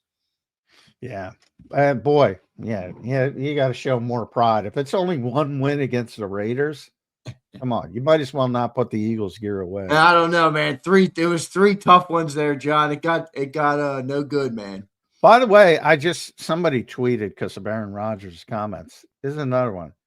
I said if Kenny Gainwell is on another team, he'll catch 60 balls. He's got 57 receptions this year. Wow, Aaron Rodgers loves throwing to him. Yeah, 3 games ago. Jalen doesn't like to check down very much, does he? Well, yeah. I can't blame him. He's doing it more this season. Yeah, and every time he does it, one of these stiffs drops the football. Saquon Barkley can't catch for shit. I mean, how many drops has Saquon Barkley had this year? Another one I got right. How much I tell you about Saquon catching the damn football? Yeah, you said that for one day. Now Kenny can catch the freaking football. Yeah. Never saw it here. You saw it, but you didn't see it as much. Is there a stat that calculates drops? I'd love to see how many Saquon actually has. It feels like I've watched 10 off the top. Yeah, there's drops. He hasn't dropped at 10. I mean, no. But he's just very uneven catching the football. He's not a natural catcher of the football. When he does catch it, it says 2 drops. That is baloney. I've seen 2 in one game. I'll tell you what, he might have 10 bobbles. He bobbles it all the time. He bobbles it basically every throw. Yeah. But a lot of times he corrects and gets it in. But he's just not a natural receiver. But It's No, worth taking a shot against the linebacker. Wheel routes occasionally work because if he catches it, big play. Yep, no doubt. John, what's your thoughts on the evolution here with AJ Brown? It's been an interesting year with him. Obviously, there was ups and downs, and they had 3 games where they went to him and they lost the 3 games. Where do you think they stand with AJ? I will say this: AJ and Jalen, they were celebrating together, which was a good sign. I had a couple of people reach out to me, man. I haven't seen them bang heads like that in a long time. I'm like, yeah, I don't know what it means, brother. Are they but, best friends again? I haven't kept up with the. No, but just what you think of the offense and how it's evolved with coming off the heels, obviously, of all the comments that AJ Brown made earlier in the year. AJ promised to stop airing his grievances in public, and he pretty much has done that. He stopped. He didn't talk to us at all this week. He didn't talk to us during the week. He didn't talk to us after the game. So he is pretty much shut down. Is he required to do media? Yeah. So will he get a fine for that, or how does that work? If we push it, I don't know if we're going to push it as a group, but yeah, I mean, at some point, yeah, if he stops talking the entire season, he's got to talk. I mean, we tend to give, a rope, especially the people like AJ who've been very good over the years. Sometimes Lane has, had these starts and stops, which is fine. It's a difficult place to play, as I pointed out. But yeah, I don't, again, winning changes everything, but I think both sides are starting to say, all right, what are we doing? Both sides. Both sides meaning who? AJ and the Eagles. If you're that unhappy, I could see them moving on after the season. Again, depending if they win the Super Bowl, it changes everything. Right. They're not going to move on. I don't think they should move on. I hope they do not move on, but we'll see what happens. I'm an AJ Brown fan. I mean, I don't think he's happy either. So, I'm of the belief he's the best receiver to ever put on an Eagles jersey. Oh, he is. There's no question. I'm not letting that guy go because he's got some gripes with the offense. I'm figuring it out for him. I'm getting him the football more. I'm figuring out how to work it into our offense, and I'm building on that. I mean, I'm not sending the guy out of here because he's got something to say. I think I'm taking what. Well, at some point, if guys are that unhappy, it becomes, Yeah, I get that. I get that too. Anybody can force their way out if they really want to. And I'm not saying we're at that point, but I'll tell you what, AJ's. I'll tell you what, he leaves pretty quickly these days. Gets the hell out of the facility as quickly as he can. And that to me speaks. He didn't always do that, I assume. Mm-mm. To me, that speaks volumes. Yeah, I hear you. Definitely a guy I felt like would always stay there after, get a little extra reps in and stuff. So you're saying he doesn't do that much anymore at all? Well, I mean, you're not allowed to do that. It's just. Yeah, the work day's over and he leaves. He's not sitting there waiting. Yeah, exactly. The work. It's not like he's leaving before the work day's over, but a lot of guys will, stick around and play some whatever, ping pong, whatever they're doing in the players' lounge. And he's got, young kids and he got, and all that kind of stuff. But I'm telling you, I'm not saying it, but I know his car. He's out. Bang. So, yeah, I love AJ. Hopefully they can figure it out there. We'll see what ends up happening. They've made some progress here. A good win this week. We got Chris Franklin in the green room. Let's go to Chris Franklin. He joins us right now here on Birds 365. You can follow him at C Franklin News. Chris, welcome to the show, man. How you doing on this Tuesday morning, my friend? Hey, I'm doing all right. It's almost Christmas time, almost Hanukkah, almost Kwanzaa, almost Festivus if it happened already. I'm in a good mood. Why not? Festivus is my favorite holiday because we get the air the grievances, but we do that every day on this show, Chris. So no We're in different. Philly. I like the background. No birds today. Too cold. Can't go out. Yeah, no. I pull a Jan Gorham with WIP. I think all the birds, there's no birds. They're dead. Pretty much. If they're flying around here right now, most of them there. Yeah. We don't want to. We don't want. When I think of dead birds, I think of Carson Wentz. So Oh yeah, that's not a good thing. But across the river, not too far away from. Yeah. yeah. But yeah. Oh yeah. Very close to you. But what'd you take out of the Raiders win? I took away that the Eagles didn't embarrass themselves. That was the main thing going in, because they should have won that game. I mean, it had against the 2023 Arizona Cardinal vibes sort of going in. I look at the way the defense played. It was a business trip, for lack of better words. I know it's a cliche thing, but it really was a business trip. It wasn't a business trip for Las Vegas, I'll tell you that. They just wanted to get the hell out of there. They didn't want to be on that court now. But the defense did what they had to do. I think they did more than what they had to do. 75 yards, so second lowest output in the Raiders, net yards in Raiders history. To be embarrassed like that. Offensively, just sufficient enough that you moved the ball, you did what you had to do with those drives, and got the backups in, which is good. So I think overall it was a business trip. You basically did what you wanted to see them do. Okay, and yeah, now I would have said the Commanders would have been a real test, but now since we know Jaden Daniels is not going to be there, guess you got to wait until you're almost in the same boat, in my opinion. You just got to wait now until the Buffalo Bills to see where his team is as a real litmus test. Chris, what'd you make of Jalen Hurts' game? It was a good bounce back game for him. Didn't have to do too much, obviously, playing the Raiders, but he did well in the in what he needed to do. And that was coming off, Chris, of, I don't know, in my perspective, maybe one of the worst stretches he's had as the starter of the Eagles, a 5-game stretch there where it just seemed to struggle. What's your thought process on Jalen Hurts right now after the most recent win and what you saw from the last previous couple of weeks from Jalen? It was a good stepping stone for him, I think, if he wants to get back to the level that we all know that he can play. When you look at the way he made something, he got better with his decision making in terms of getting the ball out quicker. I like the way that he uses legs a lot more. I mean, almost got injured towards the end of that. He got tweaked the ankle. But everybody wants to see it, and then the ankle happens. Well, I think that more importantly, I think that I put it back on tape that he's still willing to do it.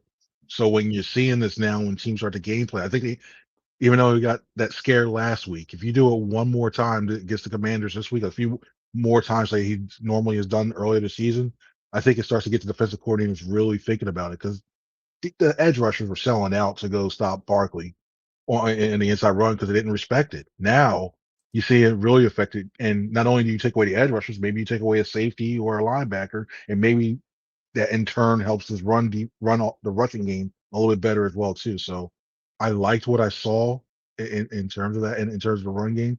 Now it's a matter of just consistency. We saw this. He did it against an inferior opponent.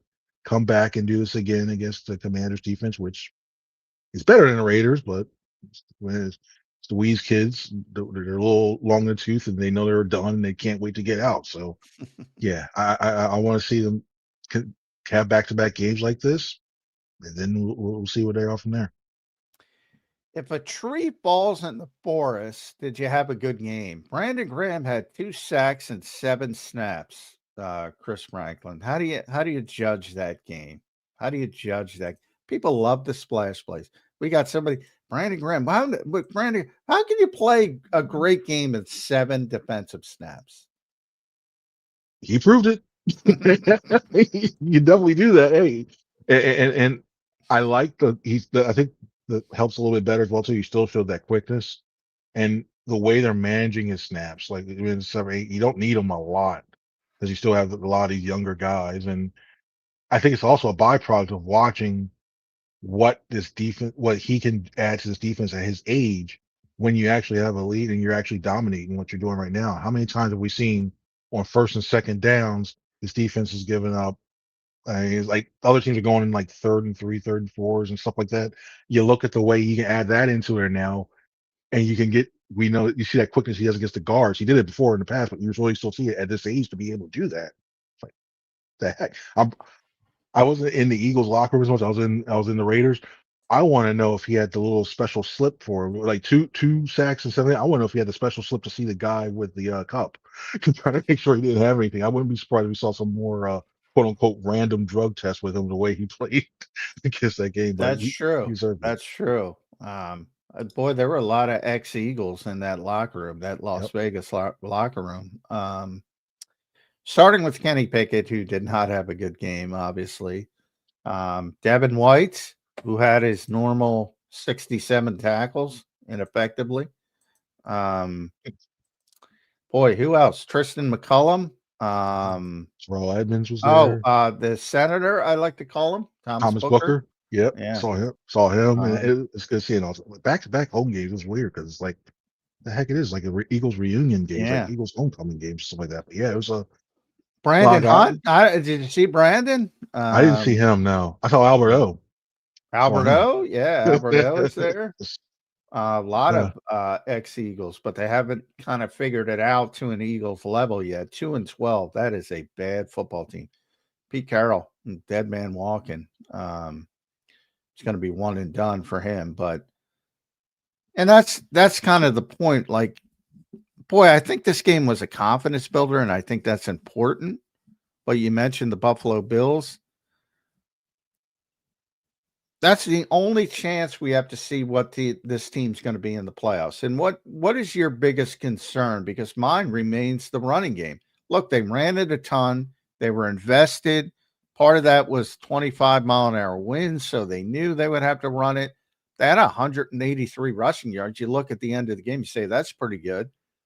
But the two main running backs are under 4 yards a carry. Again, Chris. Again. Well, first off, I'll say I think the NFL, because it's almost like the college football, they scheduled the cupcake before they get to really like the big games from here on out. So they did that. But secondly, I look at the way that I think for me, I'm still worried about CB2. I like the way that don't get me wrong. Oh, I like the way Adori's playing. He's playing a lot better. I really think it is. But when you're looking at the way that things are going to start lining up, who are the teams that are going to be, because you're probably going to be on the road. It looks like now the way things are settling in that divisional round. And then you look at the conference, you look for beyond that, the conference championships and everything else. You're going to need really, really good play because these teams are going to see some ways too. I look at Jackson Smith and Jigba on the door, like around Dory Jackson's area. I know Well, he you plays got to mostly get to slot. Sam. You ain't covering JSN.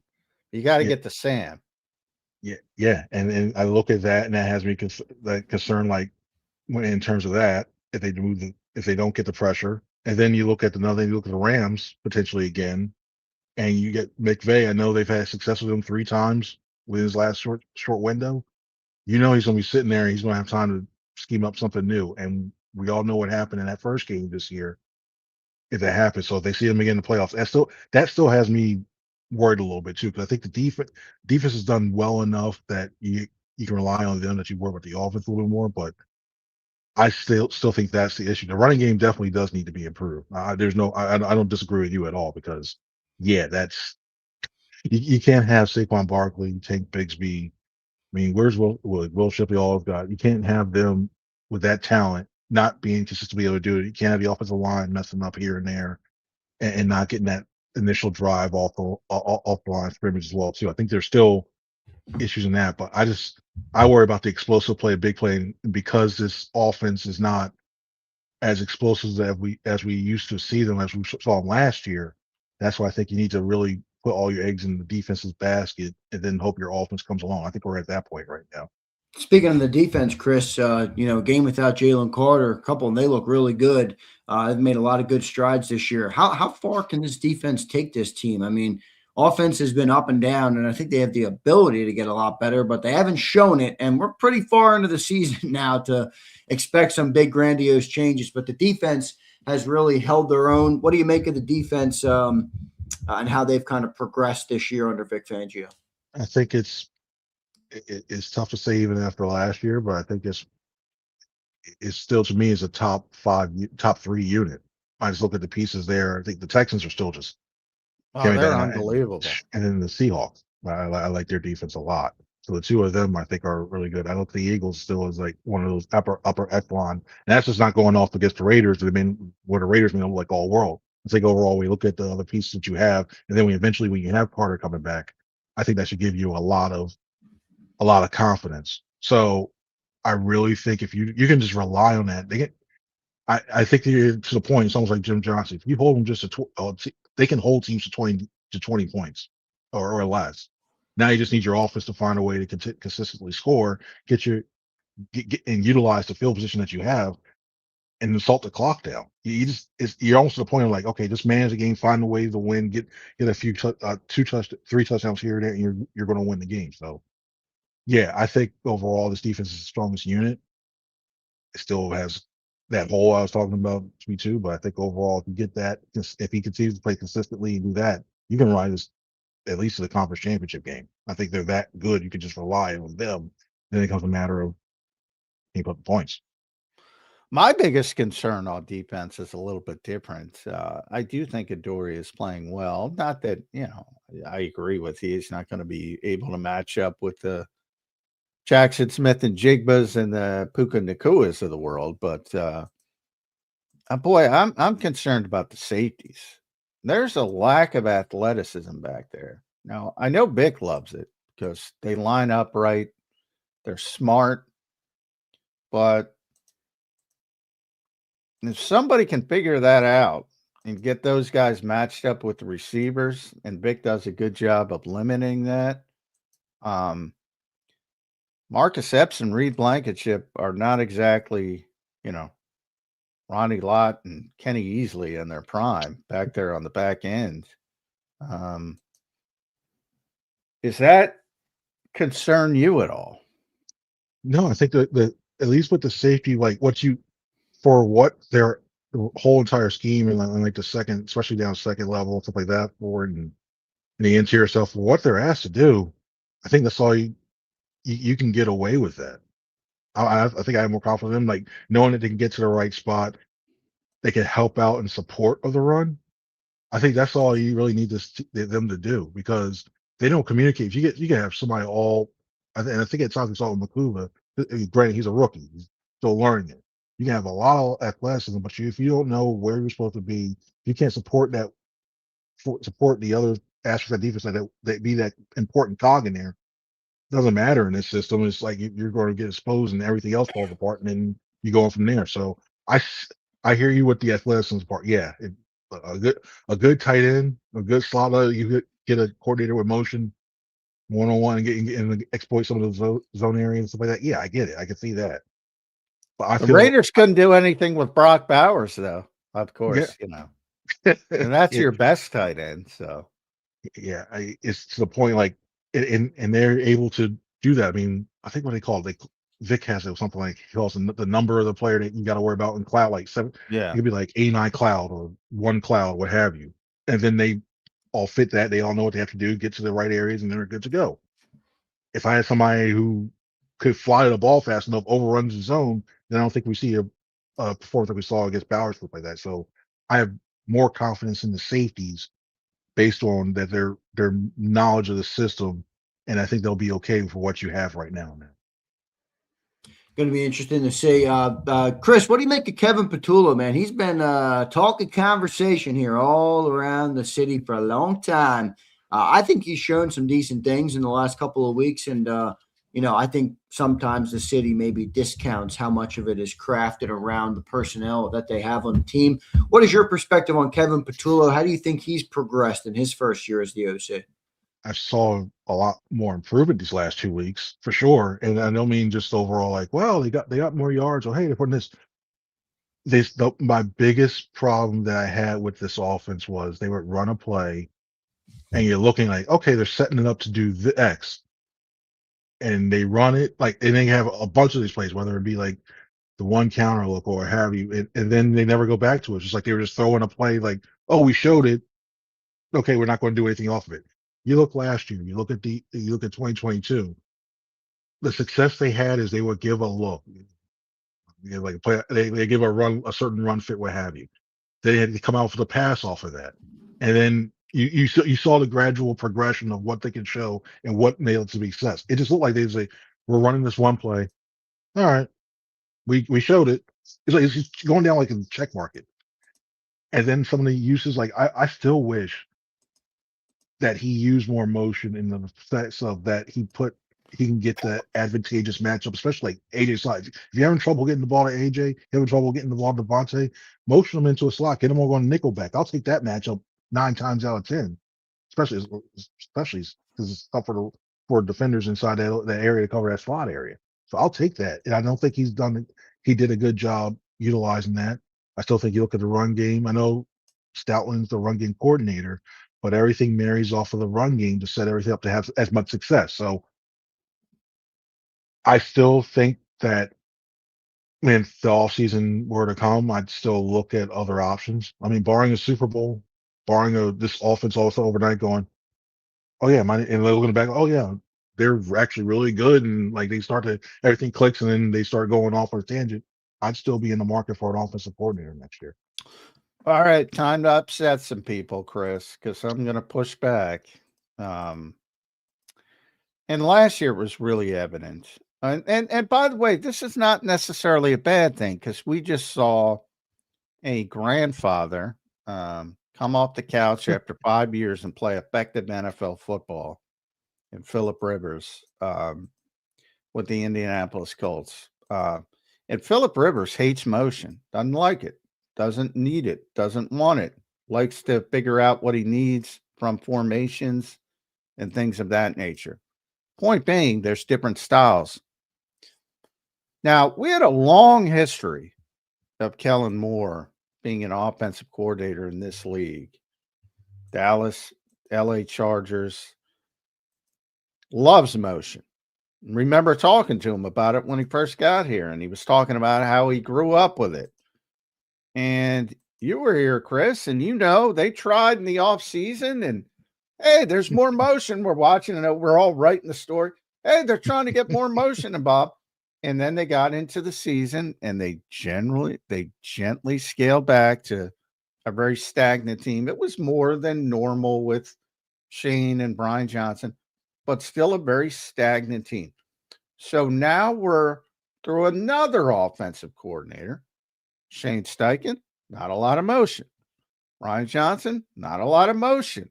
Hey, if you want to go back to Nick Sirianni, not a lot of motion. Kellen Moore, less motion than ever before in his entire NFL career. Now, by the way, he's in New Orleans, motioning it up. And here we are again. No, not that much motion. At some point, isn't it the other guy, Jalen Hurts, not comfortable with? And by the way, Phillip Rivers is going to be in the Hall of Fame, in my opinion. Now it's going to wait another 5 years, but nonetheless, in my opinion, he's a Hall of Fame quarterback. He hates motion. You can do it different ways, but at some point, we all have to admit to ourselves, Chris, that they don't run a lot of motion because the quarterback doesn't like a lot of motion. Am I crazy? Because I think I'm going crazy. I think I'm maybe a little crazy. I think it's more sorry. But I think I look at more, maybe personally, I think it's more of a head coaching thing, like a philosophy with Gianni. I know sometimes with some of those motions, I'll give you this. I think they may have motion plays called because you can put this on the quarterback, or you can put this on the whole entire thing because they get out the autos so late. Sometimes they're running. You hear alpha, whenever you alpha, and they start running up to the thing because they got to snap the ball pretty quick. That's another thing. They better get out. They better get up to the line quicker if they want to run motion. So I think they kill. Yeah, I think that kills some of those potential calls in that one. But I also think it does help because when you see those little small indicators when they run across. And I wish I had the stats in front of me. But we see when they do a little small one, they have maybe Devontae or Dallas, whatever, go back and return just to see what type of coverage they're running. I still think it's an effective way. It's another tool for them to help out. So I think. So what if all right, Chris, what if Phillip Rivers comes up to Chris Franklin, head coach Chris Franklin, says, dude, I don't want that. What do you do? First off, I'm like, why? I don't even know why. Like, there's aberrations to every little thing. Like Phillip. I don't know why Phillip doesn't like it. I personally, I'm not going to act like I knew. Like, oh, he should have knew this one too. No, like he doesn't need it. I don't think. No, he doesn't need it. Yeah. And there's one there's one thing personally, I love it more. I wish we saw it more, not to the point you have to be Kyle Shanahan where you're trying to do it'd be nice, but to scheme things up, I just don't know why he was able not to do it. There's always an outlier when it comes to all these great quarterbacks stuff like that. For I just never understood, dude, why did you not need it? But I still think this Eagles offense need to do it. I don't think it's so much the quarterback as well too. I think I wouldn't put it 100% on quarterback. I think more is organizational philosophy. I think as of right now, they don't. This just Well, don't use it as much. I do think part of it is, Nick's history with Phillip. I do think, because he loves Phillip. He loves Phillip. Yeah, Let me ask tapes. both of you, as the experts on this panel, why this is. I watched some of the Colts game after I got done on the game day work for the Eagles. Every time, it felt like at least, every time Phillip Rivers got to the line of scrimmage, there was legitimately 18 to 25 seconds on the play clock. Why is the Eagles' play clock so low? Is that quarterback? Is that Kevin Patulo not getting the play in time? Why are the Eagles always up against it with the play clock as compared to some other teams who are not? Before Chris, you can answer, but before, can I just ask you, Zander, because I didn't watch the Colts game. Did you notice when he was snapping the ball? I can't say like I noticed explicitly, but I noticed when he's making changes at the line, there's 18 seconds. Because and Chris, I don't want to step on Chris, but Go for it. he wants to be at the line of scrimmage so he can make those changes. Right. But he will snap the ball with 2 or 3 seconds. Right. He'll wait. Right. That makes sense. Yeah. Yeah. That's the whole point. That's but he definitely gets to the line. I mean, there was one time I saw there was 22 seconds on the clock. I'm like, 22 seconds on the play clock. He's got all day to diagnose the defense. Jalen gets up there. There's 8 seconds. He's like, okay, get in position. Hike. Personally, why does that happen? There are very few Phillip Rivers. Number one. I believe that. Coming off the couch after 5 years, still impressive. But I think it's a collaboration of things. Probably at times that the play call doesn't come in quick enough, but a lot is on the quarterback. And I don't know about you, Chris, but here's my thought. Jalen for many years when Kelsey was here wanted more autonomy. Now that he has that autonomy, he likes to be at the line of scrimmage and he likes to decipher things and snap the ball when there's 1 or 2 seconds left. So I think it's combination. What are your thoughts? Yeah, it is. There's so many variables when you look at it. Like when you first get the play call, a lot of coaches, when you look at those play sheets, maybe it's like saying 22. And maybe then you look at it, he starts to read off his card. Maybe they add a tag to that play that's called. So I'm not going to give a full NFL play call, what have you. But maybe they say tag AJ, I'll just use X or whatever it is, X like post or whatever jargon they use on that. So then you're getting there, you get to the line, and then it's a fun little, it's that part, like you mentioned, that chess match.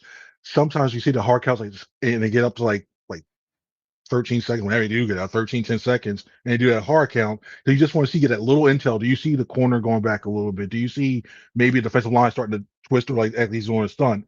And it just gives you that more information to quickly try to get those adjustments, and you try to milk all you time you can out until you're late in the play clock.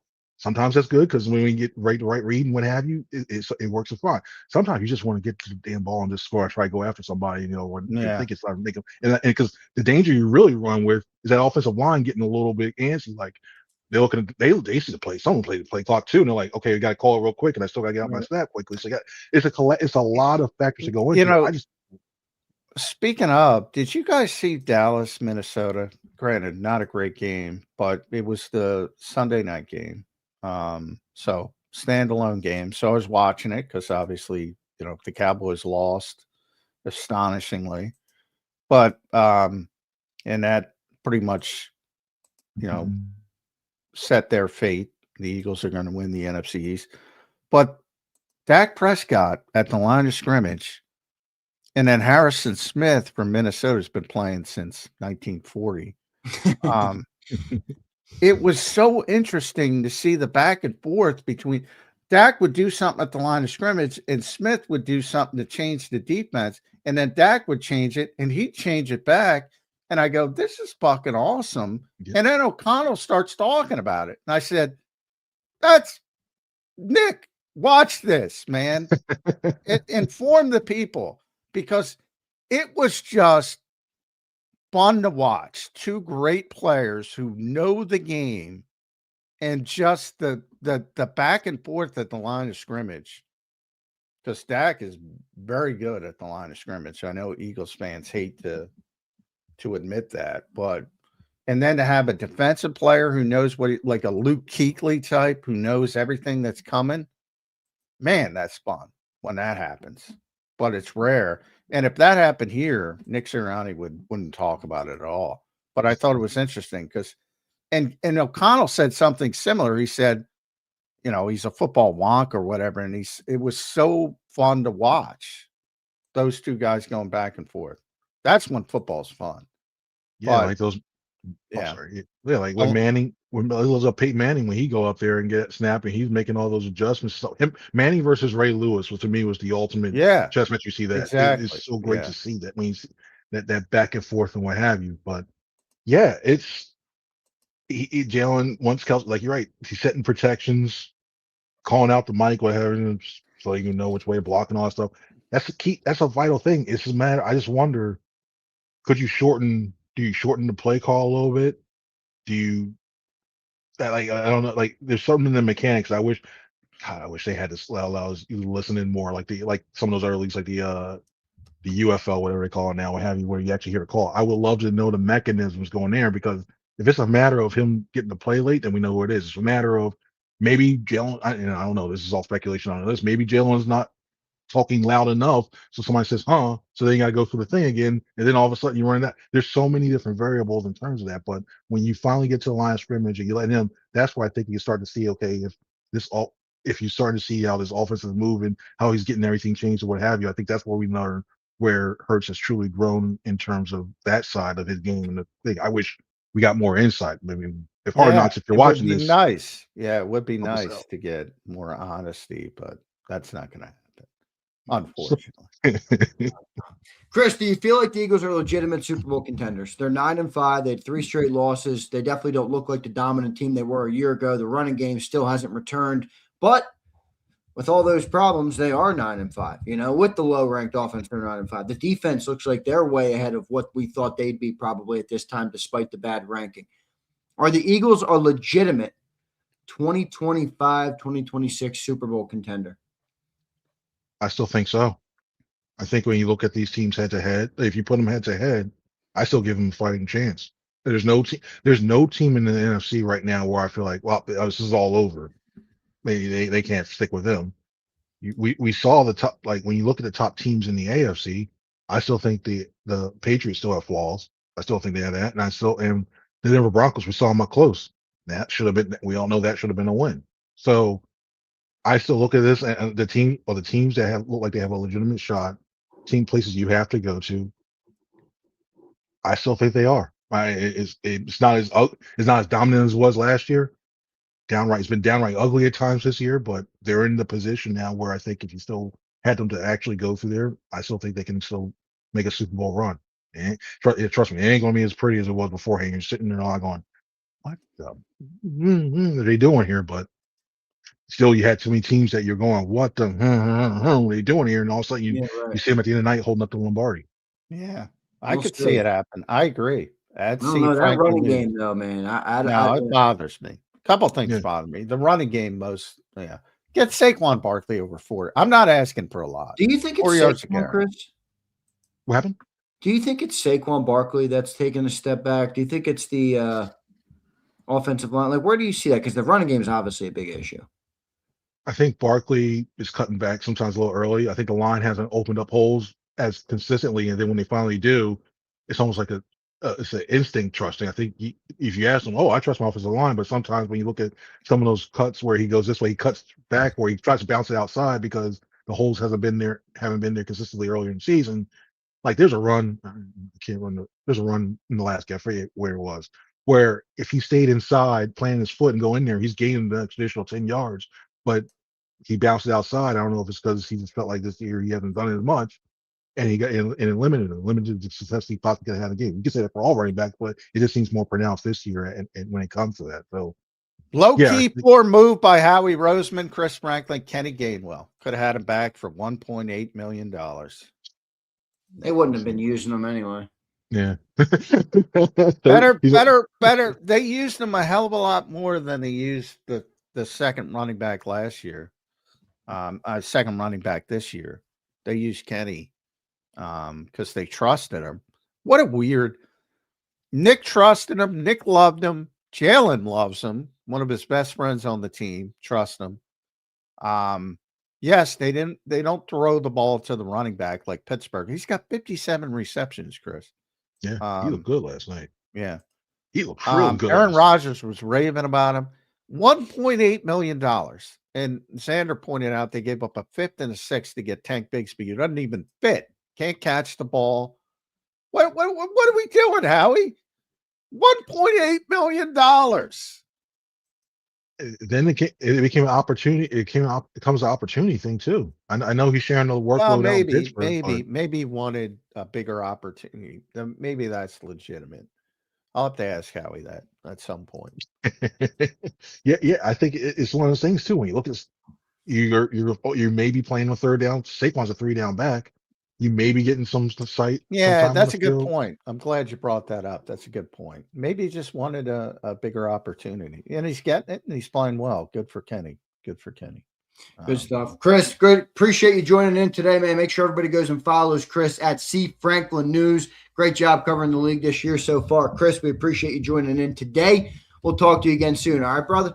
I appreciate it. Thank you guys very much. Everybody Thanks, have a good buddy. one now. Yeah, All happy right. holidays. Yep, happy holidays. Thank you, Chris, man. There's Chris Franklin joining us right here on Birds 365. Great show today. Appreciate Chris joining in here. John, a little bit of news here. Not really. I don't know, because Nick Sirianni is not under oath when he speaks, like you always say. But they asked him this morning on his interview on the radio about the Jalen Hurts coming out of the game.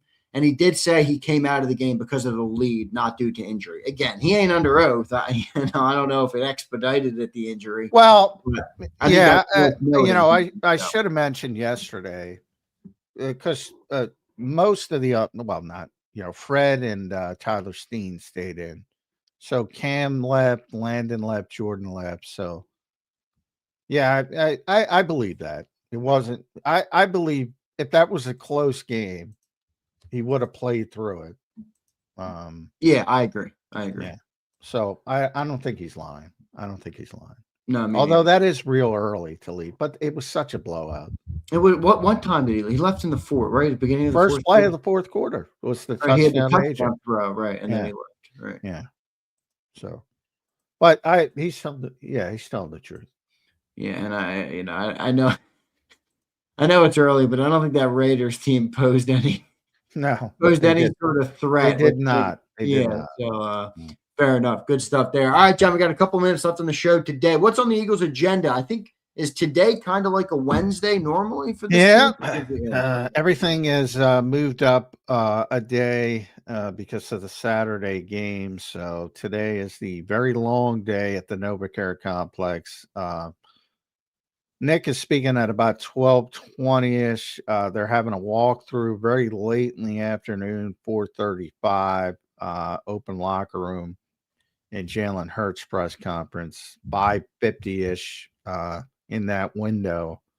Not that he'll be there at 5:50. So if you want to hear Jalen Hurts, he'll be talking in dinner time. You can watch him while you're eating your meal. You can listen to Jalen, what Jalen has to say. It'd be interesting to hear what Jalen has to say today. Good stuff there, Johnny Mac. We'll see what the Birds do. I think I think the one thing that's a factor this weekend, though, John, this is an NFC East team. So obviously, it's you have a good chance to win the game considering the opponent, but you don't want to take them lightly. I mean, you're on the road. No. You're at Washington, and they want to probably come in here and upset you, and maybe throw a wrench in your season. So Eagles can't let it happen. They got to handle business. Well, with these teams, especially these teams who are out of it, I think if you play well early, that's the key. Then they give up. So the longer Washington stays in the game, the better chance they have to play spoiler. Not that, again, the Eagles are going to win the NFC East, so no need to worry about that. But, the longer they stay at it, if the Eagles go up 10-0, 14-0, they'll tap out. They'll tap out early. We'll see what happens there. Good stuff there all around. John, one piece of thing that's NFL I wanted to talk about. Do you see Mahomes already got his surgery? Yeah. That's a quick turnaround time for him to get it. Is normally LCL. I think I saw Dr. Chow post. Yeah, he tore his ACL and the LCL, so that's going to complicate. Obviously, they wanted to do it as early as possible to make sure he's ready for next season, as close to week 1 as possible, because he got hurt so late.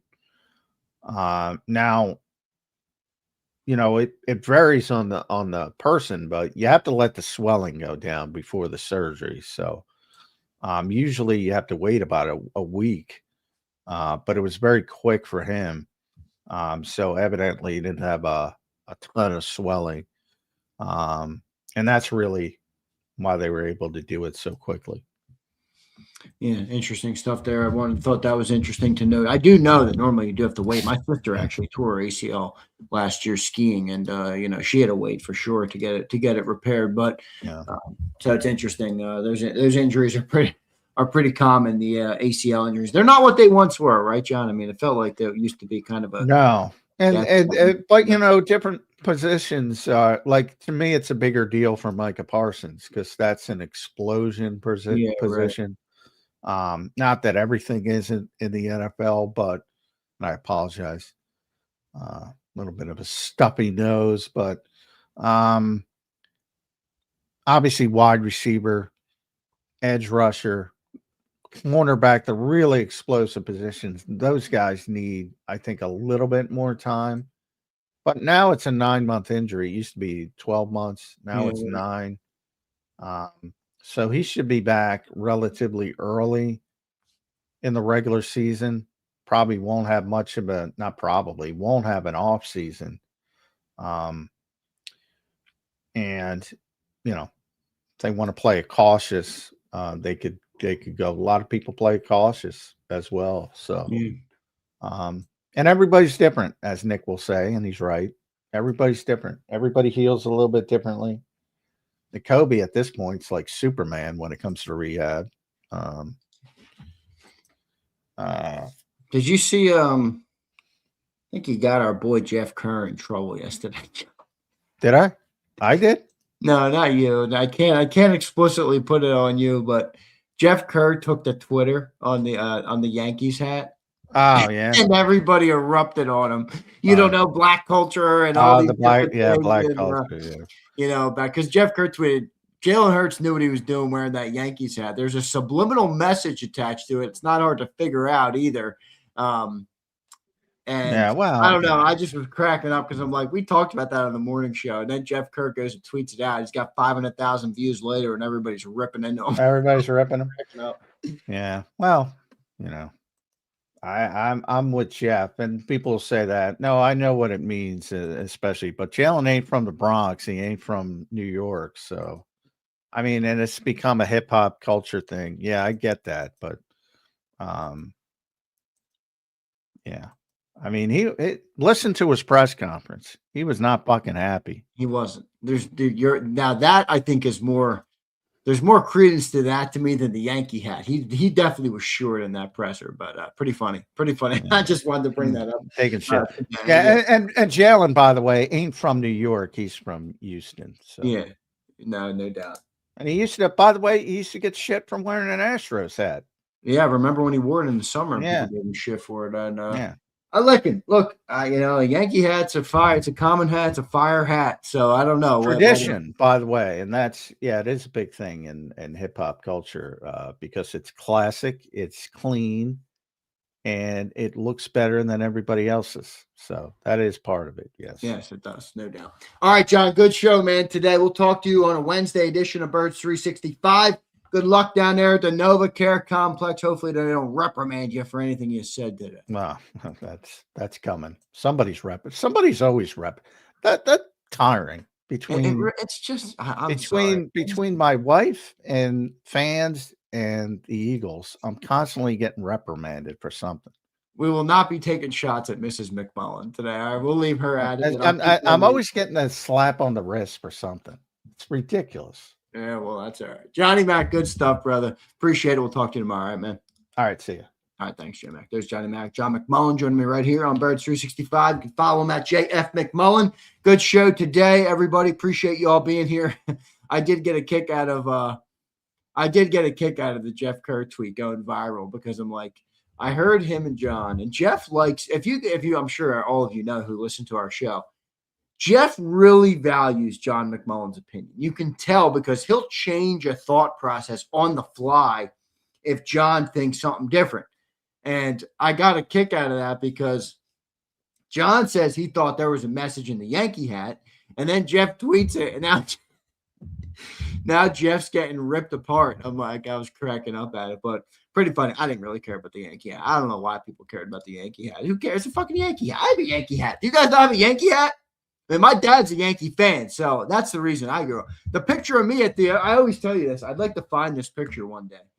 The picture of me at the 2009 World Series at Yankee Stadium.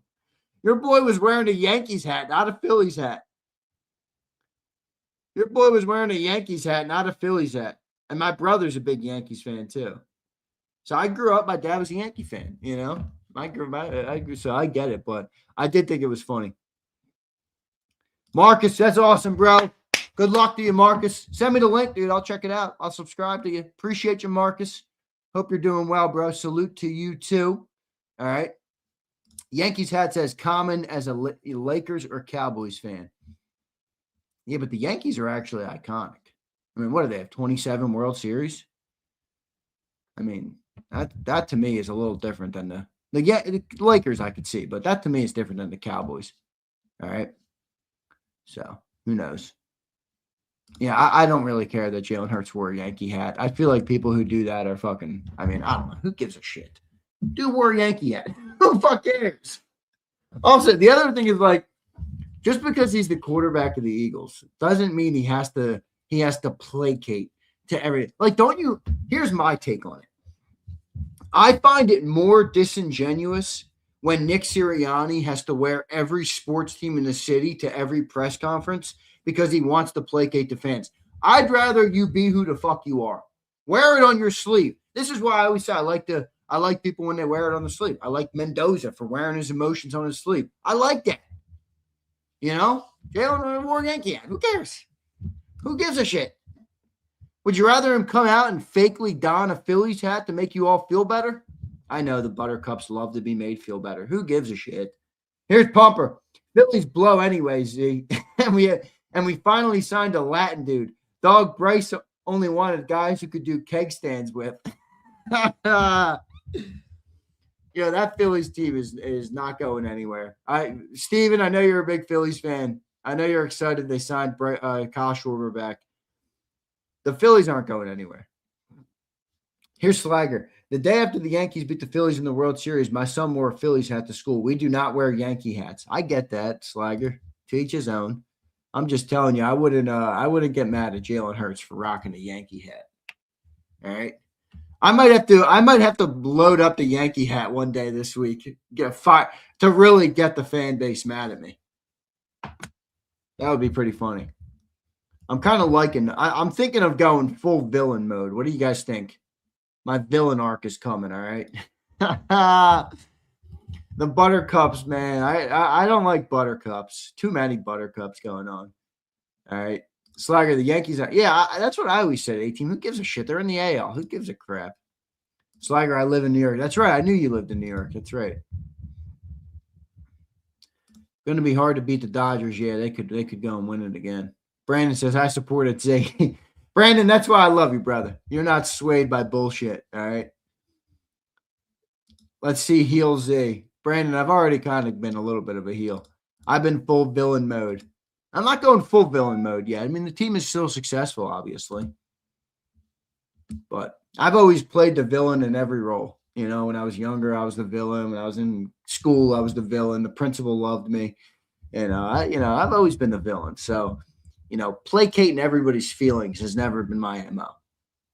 It's never been my MO. So, Zay, you should watch wrestling. Yeah, Steve, it's not really my thing at this point in my life, but here's what I do like about wrestling. I respect how much goes into it. I think a lot of older people who criticize wrestling, which, whatever, I don't really care what people like or don't like, but, they always like, oh, it's fake. All right, it's scripted, but, I watched that show on Netflix, Steven. It's like 4 episodes behind the scenes of WWE or something. Dude, there's a lot that goes into that shit, man. Like those people are putting their bodies on the line, probably more so than any sport. I mean, it's fucking daunting. There's no doubt. So I do have respect for the people who do it. Yeah, exactly right. James, you got me, James. Zander loves the business model. Exactly right. I do love the bit. I love that stuff. I love production. I love, good stuff like that, like the way that they play it. But I really love the production. I mean, the WWE probably does live production better than maybe any company out there. I mean, the lights and the entrances and the showbiz element of it and all of that stuff, I think is really awesome. A bunch of dudes in panties pretending to fight. Underdog. I don't know if they're pretending, though. I mean, it's scripted, but they ain't pretending, bro. Trust me. Those dudes get fucked up. Those dudes get fucked up, man. Yo, but Underdog, can I say this? When I was younger, not younger, like when I was like 18, leaving high school, I used to say the same shit about football. Why the fuck do we care so much about a bunch of dudes in tights throwing a ball around a field? You can make the same argument with football, bro. Bunch of dudes in tights groping each other. Same shit. That's why I like basketball. I'm like, all right, at least they ain't groping each other, At least they ain't groping each other. So you can make the same argument on football, dude. You can make the same exact argument. A bunch of dudes in tights groping each other on a football field. I don't know, man. I don't know. In a way, all this sports shit can be weird at times. I'm sure all of you can recognize that. In a way, all these sports can be weird. All right. But I digress. Marcus, what's your channel called? Hit me with the name. I'll search it. Hit me with your name. I'll search up your channel. I always subscribe to people. I watch a lot of channels around. That one guy in the NFL is a serial groper. I don't know, man. No, Z, football's a car accident just about every play. Well, no, I'm not saying it's not physical. All right, I didn't say it wasn't physical. All right, that's not what I meant. I meant that they're in tights, hugging each other. All right, I get it. It's physical, but all right. I'll let me go and click the channel. I can just search it too. I'll subscribe to you, Marcus. Marcus Blackman, right? Blackman Senior. Yeah, got you. Got you, bro. Respect, Marcus. Subbed up.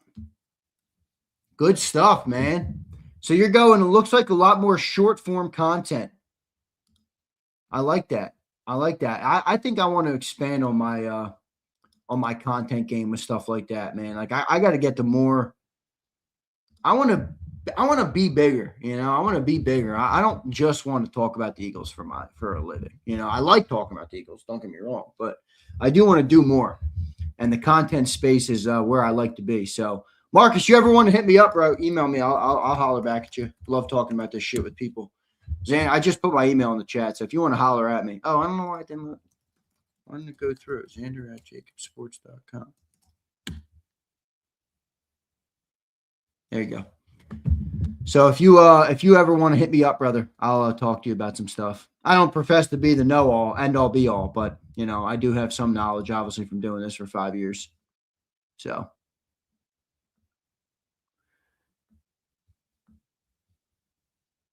I want to know who you guys were talking about. Oh, Chris Wilkins. I don't know. I got to look. So. But that's pretty funny. All right, guys, good stuff, man. Great show today. We will have a giveaway at some point for a little at some point this week, probably tomorrow or Thursday.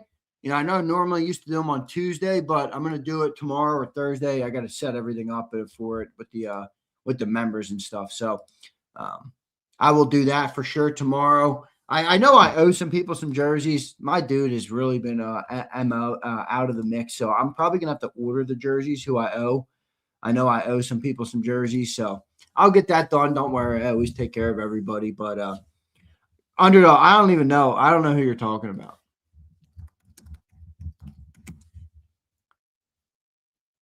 Oh, the dude who had the in the summer. Yeah, I remember this. All right. I remember this. Z, it's my turn for the dentist tomorrow. God bless you, bro. God bless you. I hate the fucking dentist. I like my dentist. He's a good job. He does a good job, but dude, you have like those stereotypes of why people don't like to go to the dentist. And then you go there and you realize it's just as bad as you thought. Open wide, open your mouth up. They're like fucking tools in your mouth. You're like, oh gosh, this is horrendous. Missed the show. What up, Vitality? Hope you're doing good, brother. Appreciate it, man. Sig Lord, I had to go this week, dude. I busted my tooth. I literally fucked up my tooth so bad. Now I got it all fixed. I don't know. You shit, No Limit. You didn't win this year. You're not even a damn member. You were wearing the Saquon Barkley jersey on the show. No Limit. Shut your bitch ass up. Great teeth. Yeah, I don't have great teeth. There's no doubt I don't have great teeth, but that's all right. It is what it is. So, all right, guys. Love all you guys. Appreciate all you guys for being here today. Let's see what the Birds do this weekend. Should be a. The Eagles should win this game. Marcus Mariota and the Commanders. I mean, come on, man. I get it. They're an NFC East opponent. I understand. All right, you can't take them lightly. I certainly agree with that, but Gambling says, "Be happy you can go, bro. I chipped two of mine. I got to deal with it. Cut me. Mine was a molar. It wasn't really chipped, dude. It was like fucking in half. I don't know. I don't know that I could have not. I get what you're saying, obviously, but I don't have insurance either. It came out of pocket, bro. Or I do have insurance, dental insurance, but it didn't cover shit. They're like, yeah, we don't cover that. I'm like, of course you don't cover that. Do you cover anything other than going and getting your teeth cleaned, which nobody fucking does? Oh, man. Yeah, so I had to pay full out of pocket. I think it cost me like $1,500 to get my teeth fixed, fixed. Yeah, believe me, I didn't have the $1,500 either. But I had to come up with it. All right. So, all right. Love all you guys. Appreciate it, man. Hit that like button. Philly Don, always great to see you in here. Chuck Hutton, good to see you in here. Wild Bear says she likes getting her teeth cleaned. Good job, Wild Bear. All right. Good job. You have better habits than we do. All right. So, appreciate all you guys. Hit the like button. Marcus, good job on your channel, bro. I'm going to go and check out some of your content some point today. And appreciate all you guys. Hit that like button. See you next time, everybody. You've been listening to Birds 365, the destination for the passionate Eagles football fan who bleeds green. If it's Eagles football, we're talking about it. Debate inside the locker room and guests that are some of the greatest football minds from around the region. We hope you enjoyed the show. We know we had a blast. Make sure to like, comment, and subscribe, and we'll be back soon. But in the meantime, hook up with us on social media at JAKIB Sports. See you next time on Birds 365.